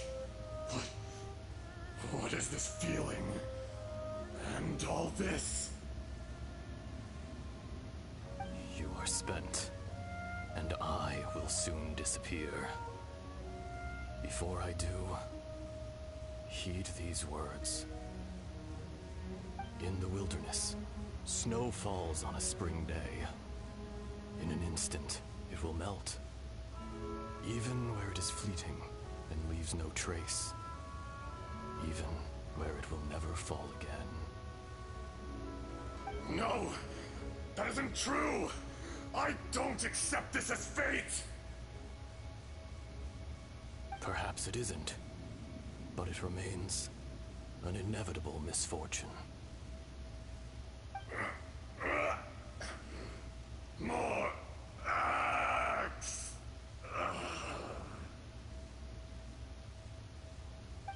little girl vanished.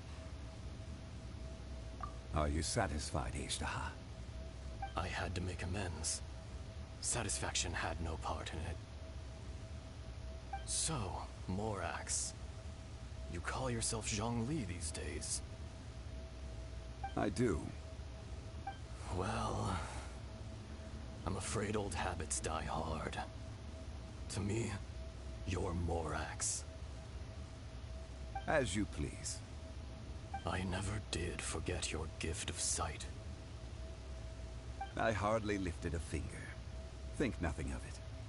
And yet, you could see. You wouldn't know the yearning of a blind dragon, searching for the sun. A pair of eyes, from Morax to Ejdaha.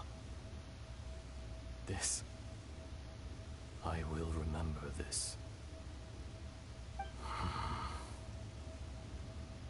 Your power is nearly spent. Ah, perceptive as always, my friend. Shall we get going, you and I? Surely the pressing matter is still that of the miners trapped outside the seal. Indeed. Hence the need to get going. To fix the damage left in your wake. Straight down to business as always. Let's go.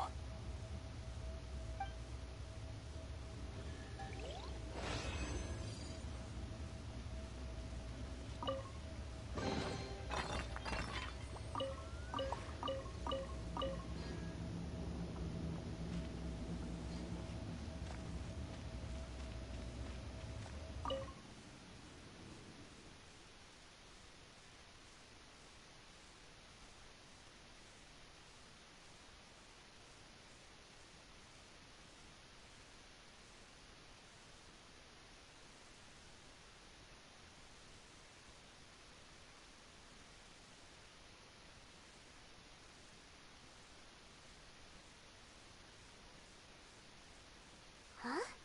How did we get here? We need to go back and check on the miners.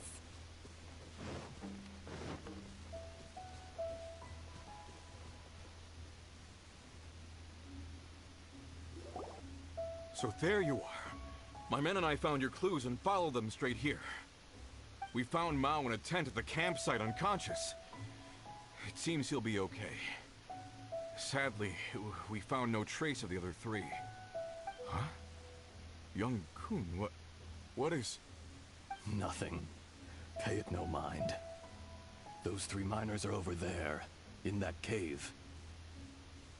Cave? What happened? They're exhausted, but not in danger. Don't worry. Right. Well, thank you, all of you. I better go and see how they're doing. So you're taking them back to Liyue Harbor? That's right. Can I come with you? No problem. You rescued my men. I'll be happy to assist all of you in any way I can. I'll be back soon. I need to assess their condition. Kunjun, we should be calling you Ejdaha. You're coming back to Liyue Harbor too, right? Not I. Merely this body. Once I'm gone, the true owner will accompany the miners back to Liyue. Kunjun hails from a family of famous artisans. He too will be famous in time. It would be a shame for someone of his talent to go missing. You always did have a great admiration for blacksmiths. Curious how swords and daggers are blind, yet their creators see so much. Perhaps empathy is mankind's proudest achievement after all. Ejdaha, I am no longer the Geo-Archon. I can sense it. Today I am just an ordinary citizen of Liyue. Even you met such a fate. Let's get the difficult part out of the way. I cannot guarantee that I won't be awoken a second time. No matter. If that day comes to pass, Liyue must prepare itself to face you. And how will Liyue fare without Rex Lapis? Even without a god above, this remains a nation of men. I was once their god. I ought to be here to witness their rise and fall. All life is shaped and then ground away by the endless flow of time. You were always the strongest among us. Yet, it would seem that even you have been eroded. That's unimportant. Fate is ordained by heaven.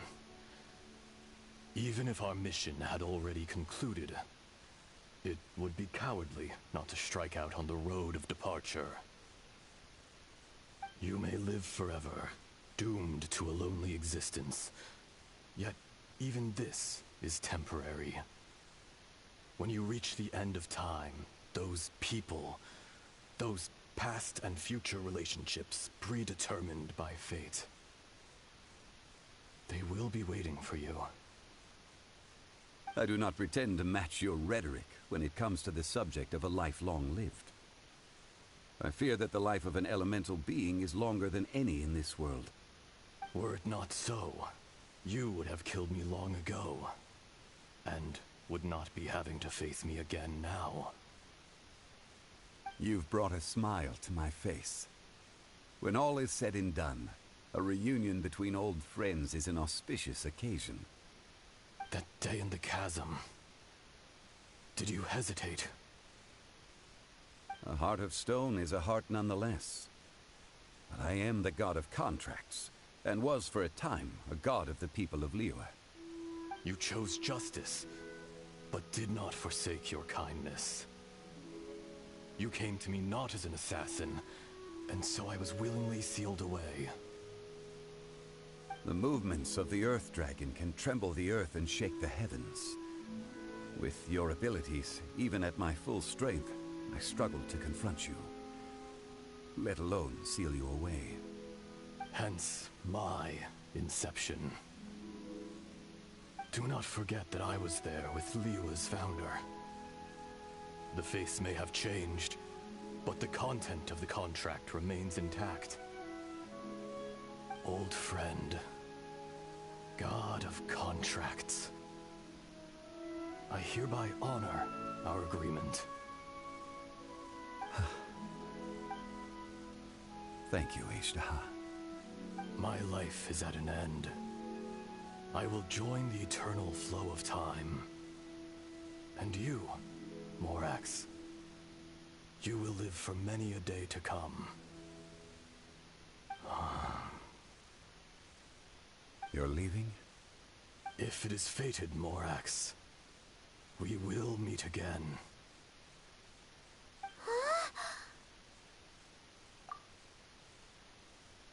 Yes. Don't be alarmed. He's only asleep. Whoa. That was so weird. It was like he suddenly became another person. In fact, we have yet to meet the real Kunjun. He was. Centuries may have passed since then, but events from 1,000 years ago remain crystal clear in my mind.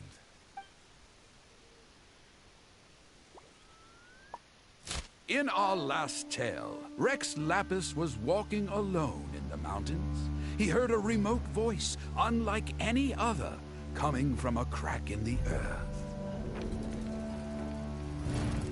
Most of the ancient geo-life forms that live below Liyue are blind, having not seen the sunlight for an age. The voice was sometimes sad and song-like. Other times it was loud and thunderous. The Lord of Geo searched here and there before finally unearthing a strange stone from the bedrock. That's how Ashtaha was. I answered his wish and took him above ground. The Lord of Geo took pity on the rock spirit and carved it into a magnificent work of craftsmanship, a vivid representation of a dragon. I bestowed him with a pair of eyes to see the world and came to an agreement with him. With his fingers, he made 2 eyes, quicker than words could tell. Lightning flashed and thunder roared, and a living, breathing dragon soared into the clouds. I agreed to let him live among the people above ground. But if the day ever came when he brought ruin to order, he would once again be sealed in the dark. The dragon accompanied the Lord of Geo, fighting campaigns alongside him in the 4 corners of the world. We have a saying to eulogize these events. The crash of a spear brought billowing dust. The mountains and waters made way at the sound. The sight of a dragon bestowed with a touch the promise of rainwater blessing the ground.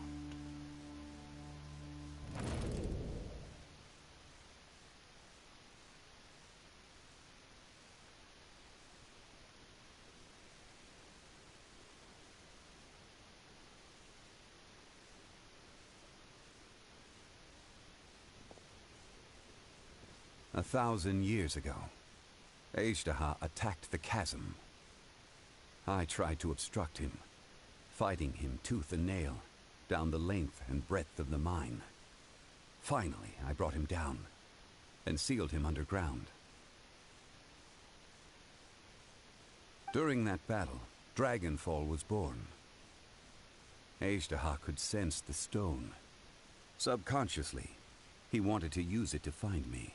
Despite being the victor, I could not claim to be stronger than he. And in his heart, he still retained an ounce of goodwill towards me. Towards Liyue. Towards life above ground. He was willing to be sealed away. But as the erosion set in, he forgot. Even I cannot avoid it. But there is something I understand better than most. When the door opens, it is time to leave. The greater the power, the greater the danger erosion may bring about. The millennia may come and go, but even a stone may tire. Personally sealing away an old friend. This is just one form of erosion I have endured. People abandon and surrender the things they love to pursue the right path. Perhaps this is the erosion imposed on me by the natural order of this world. That I was a god of mankind. My identity may change, but my eyes will bear witness to the history of humanity. You still care a lot about Liyue. Call it part of my duty. I must thank you both. No worries. Oh? About what?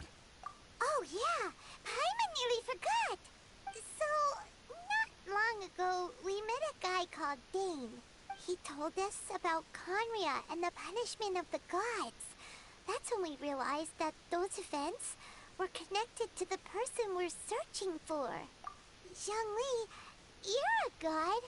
You've lived through thousands of years of history. Surely you experienced the incident? I cannot say. Why? You can't even give us a thread of information? This is so important to us. I understand. But I must apologize. This is my contract. You mean another past grievance? Like the incident with Ejdaha? Too painful to talk about? It was signed before it all began. I have always honored the contract. And kept my silence. How can you be like that? You two are friends to me. I can assure it brings me no pleasure to disappoint you. But as the god of contracts, I cannot go back on my word. Would you be ready to find out? It appears your understanding of this world continues to grow. There are many events of ages past. Many secrets that lie hidden. They have been eroded by time. Forgotten by the people. Abandoned. But you are capable of finding them and bringing them into the light. Those who come to witness will witness. Those who are born to remember will remember.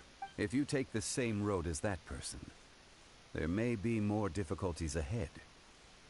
But as long as you firmly believe that you are on the right path, everything has meaning.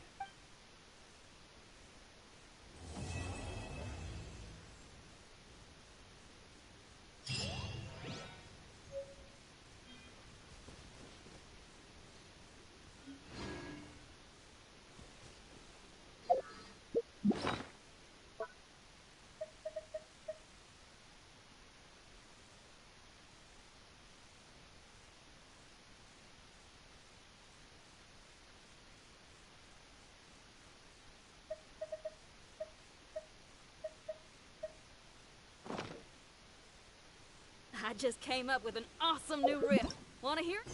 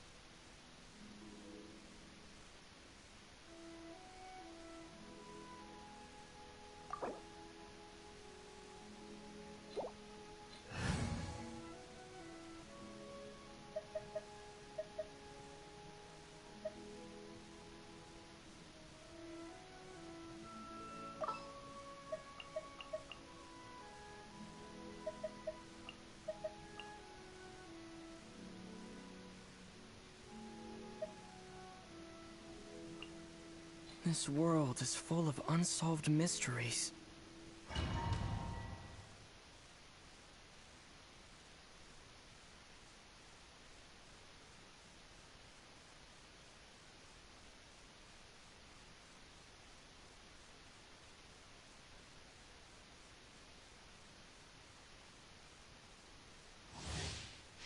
Go, Barbara, go!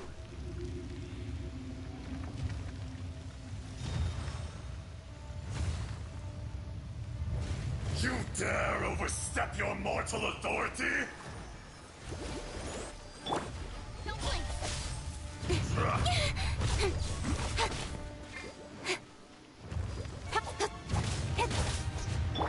Terra Smash!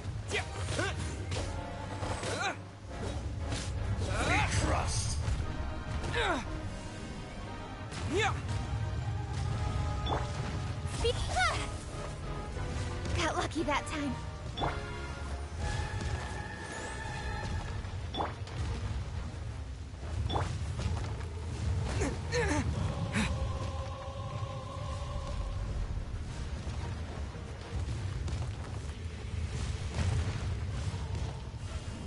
Terra Smash!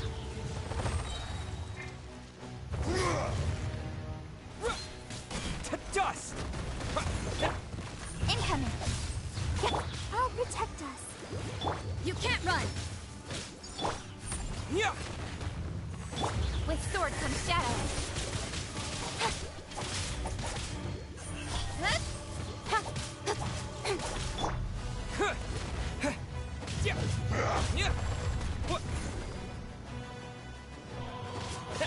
Judgment! What a nuisance!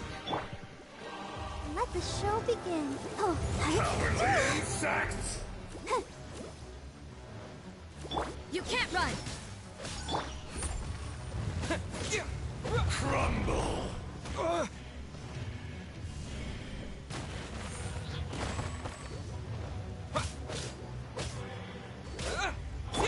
don't blink.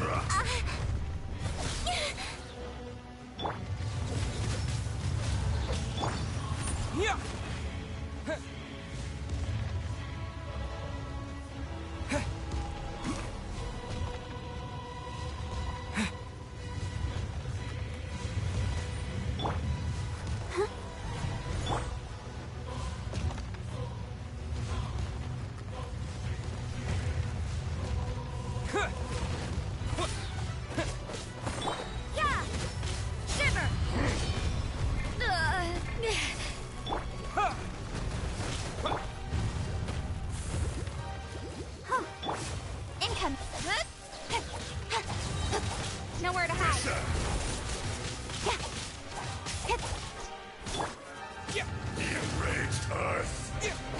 not absolve you!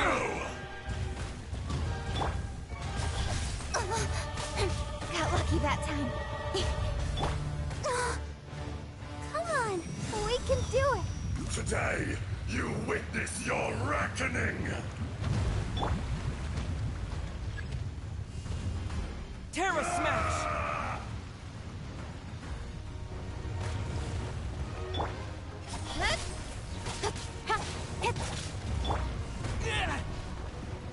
Yeah! This is not the end. Yeah!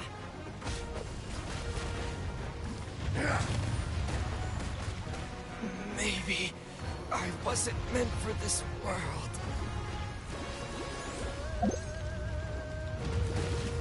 Ouchie!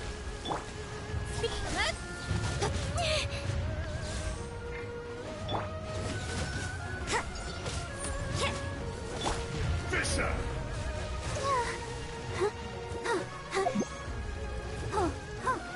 Face me!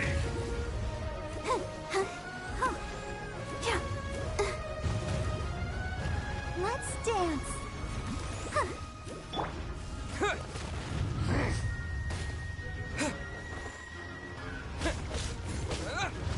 Terra Smash! Cut to the chase. Crumble!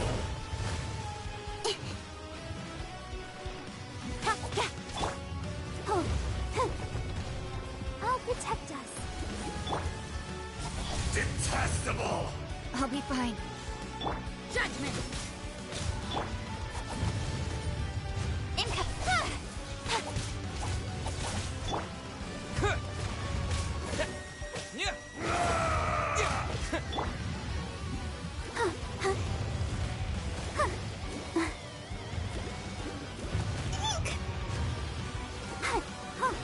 Let the show begin.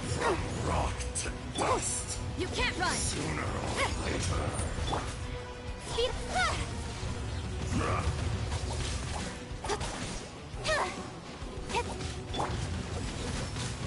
Fisher! What a nuisance! Punishment!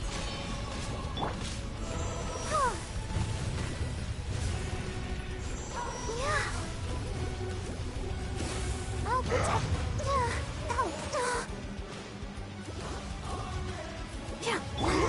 Incoming!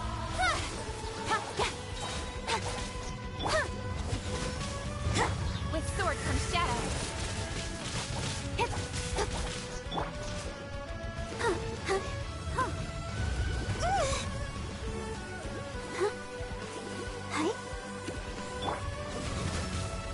Crumble! Let the show begin. Judgment! There is no atonement for 1,000-year pain! Terra Smash!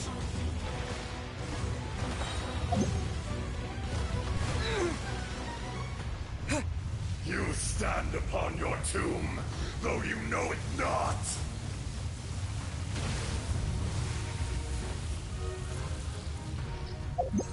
Come, Dust! experience an eon of suffering!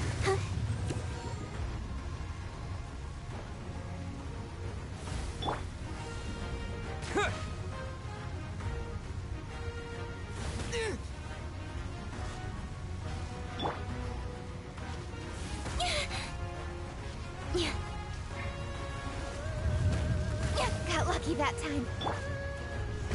Ready, steady, go! I'll protect us. Yeah.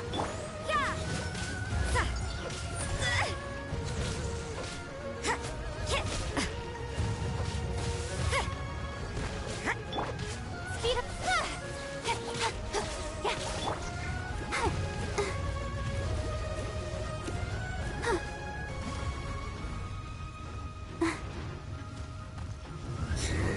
Dust!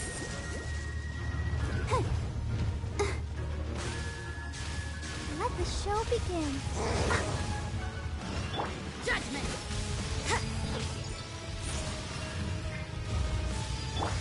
Don't blink!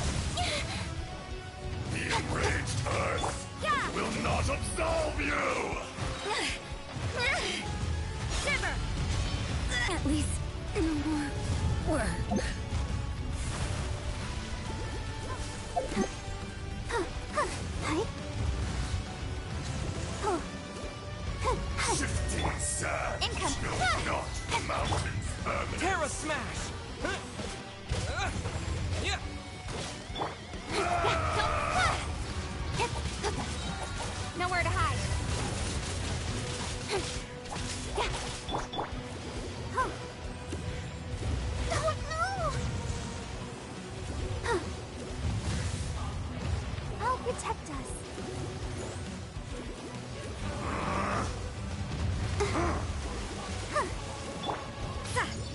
You can't run! Incoming! Fisher!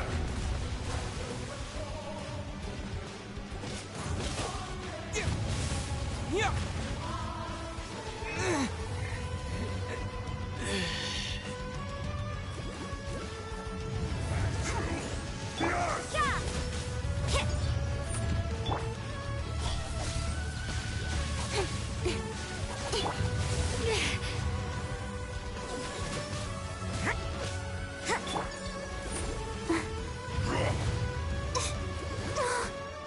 Come, experience an eon of suffering.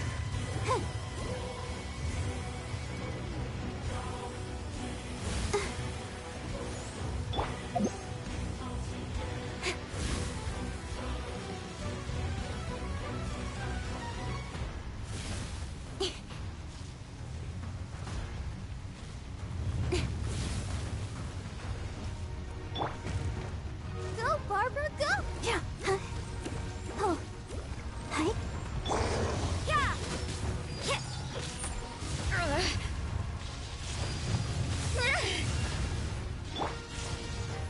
Let the show begin. Huh. Huh. Huh. Yeah. From rock to dust, sooner or later.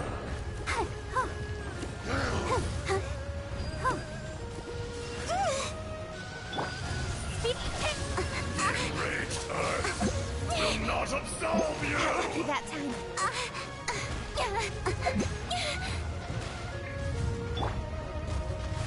What a nuisance! I'll protect us. Oh, hi.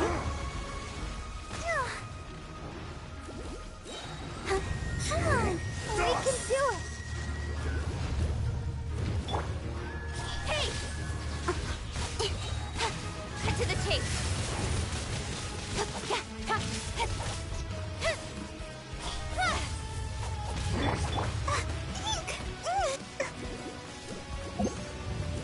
Fisher! Yeah, let the show begin. Hi. Oh. Oh no! Incoming.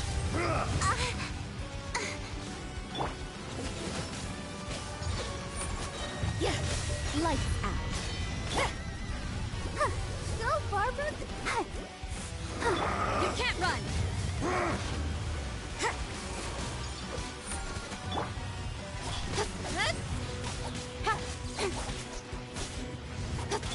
Yeah.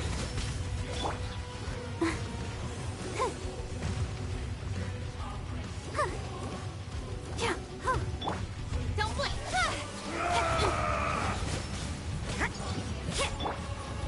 Nowhere to hide. Speed. Come, experience an eon of suffering. I'll protect us.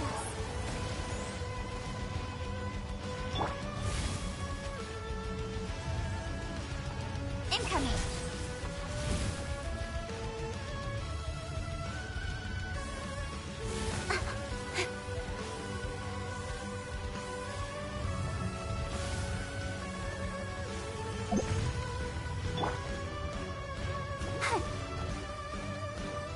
Let's dance. Don't From rock to dust, You can't run. sooner or later. Yeah. Back to the earth! Incoming. Yeah, I see how it is. Punishment.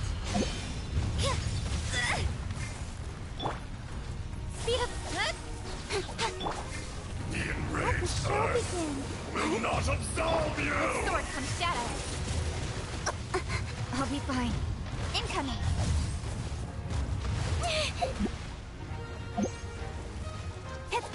Face me! Oh. Oh.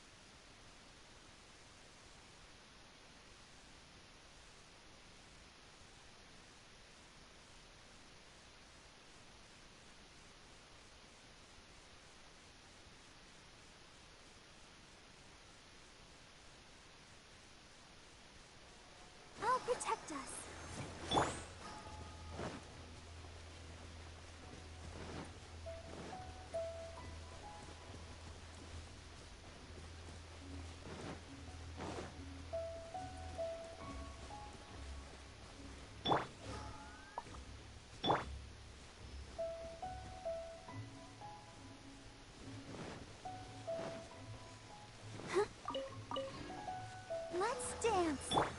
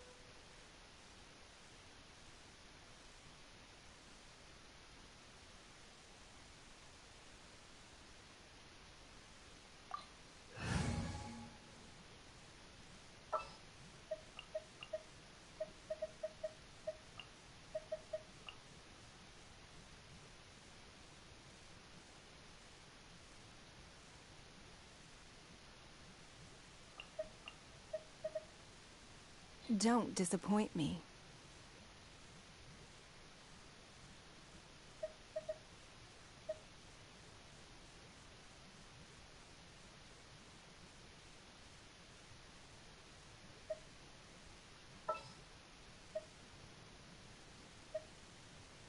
Let's finish this quickly.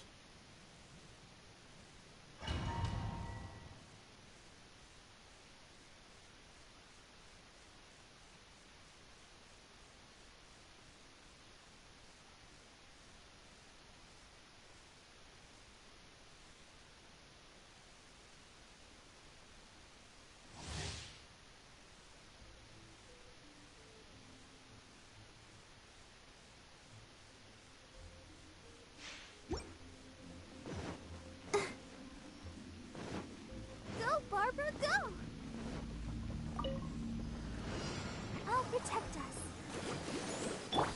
Incoming. Yeah. Ha. Hip. Give up. Submit.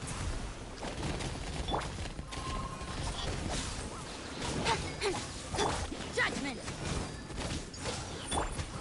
Oh. Huh? Cut to the chase. Hey! Ha. Don't waste my time. Yeah.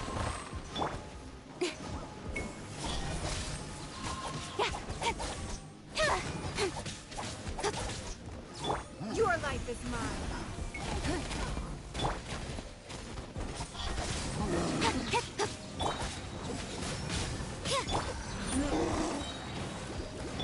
Shiver!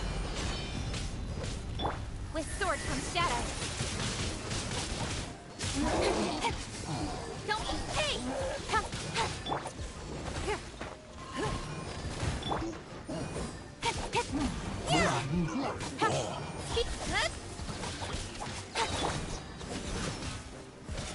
Nowhere to hide.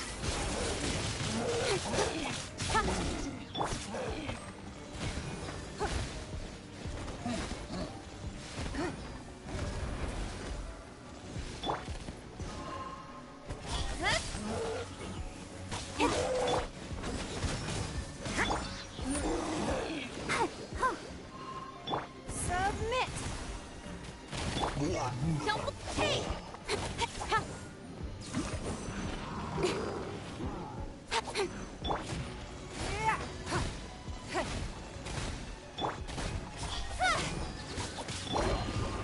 Go, Barbara, go! With sword comes shadow. You can't run.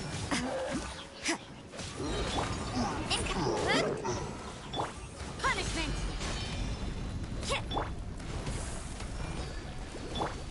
Don't blink.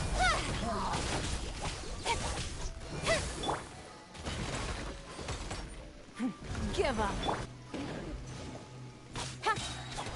Speed. Nowhere to hide.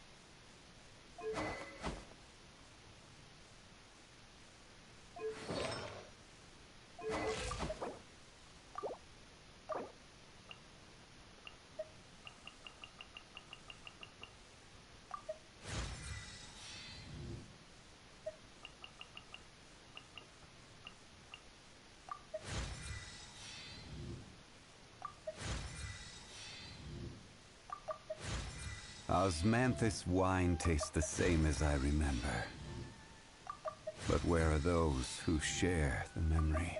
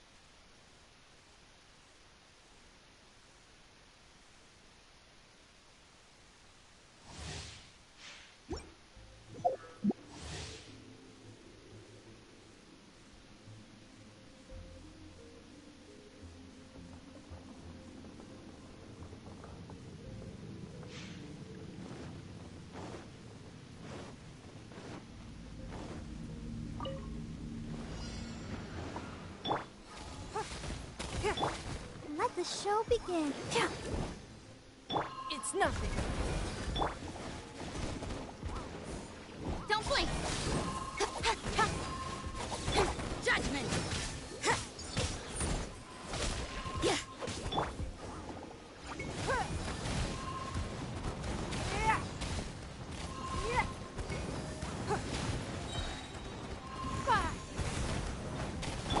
Come on! We can do it! Let's dance! You can't run! Speed up!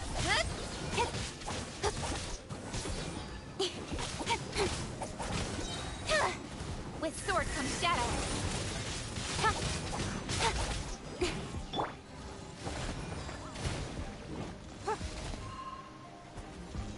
Don't waste my time.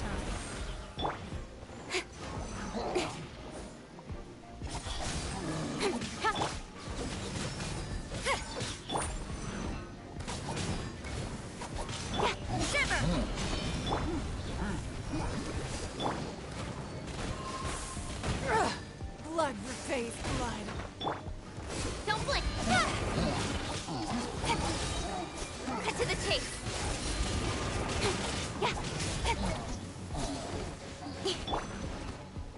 Submit!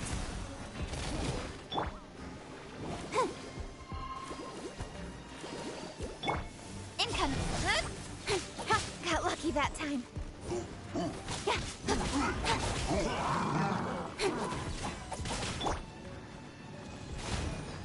Give up.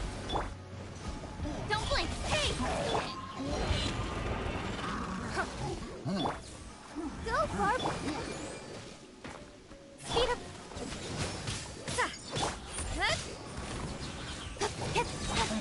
With sword comes shadow.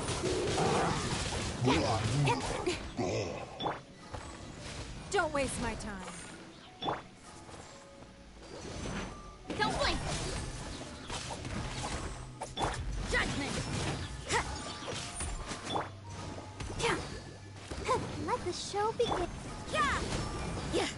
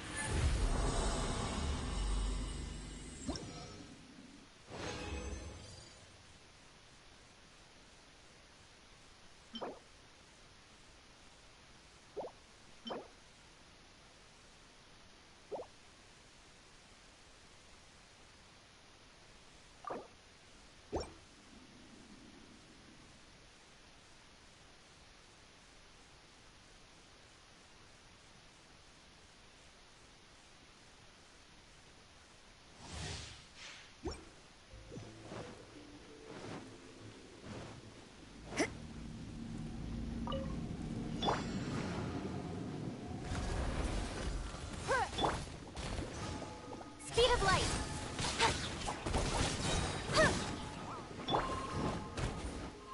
Your life is mine. Let's dance! Nowhere to hide. Don't blink!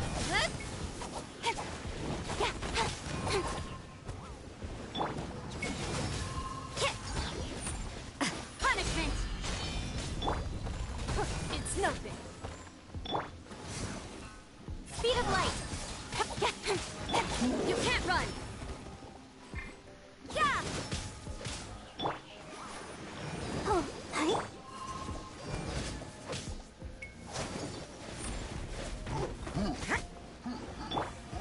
Give up.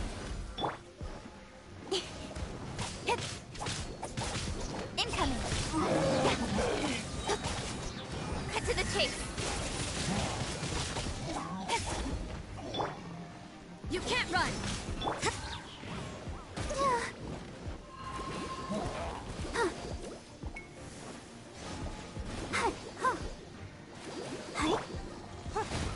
It's nothing.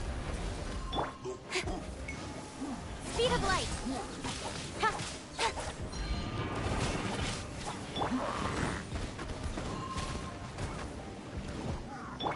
Let the show begin.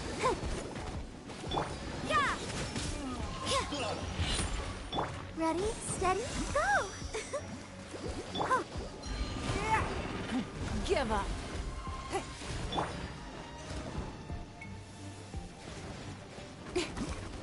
Don't... Hey! Nowhere to hide. Shiver! Let's... Oh, no! Submit.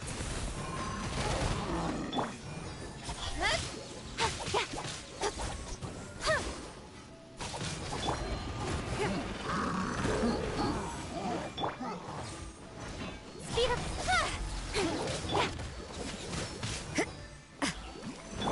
Cut to the chase!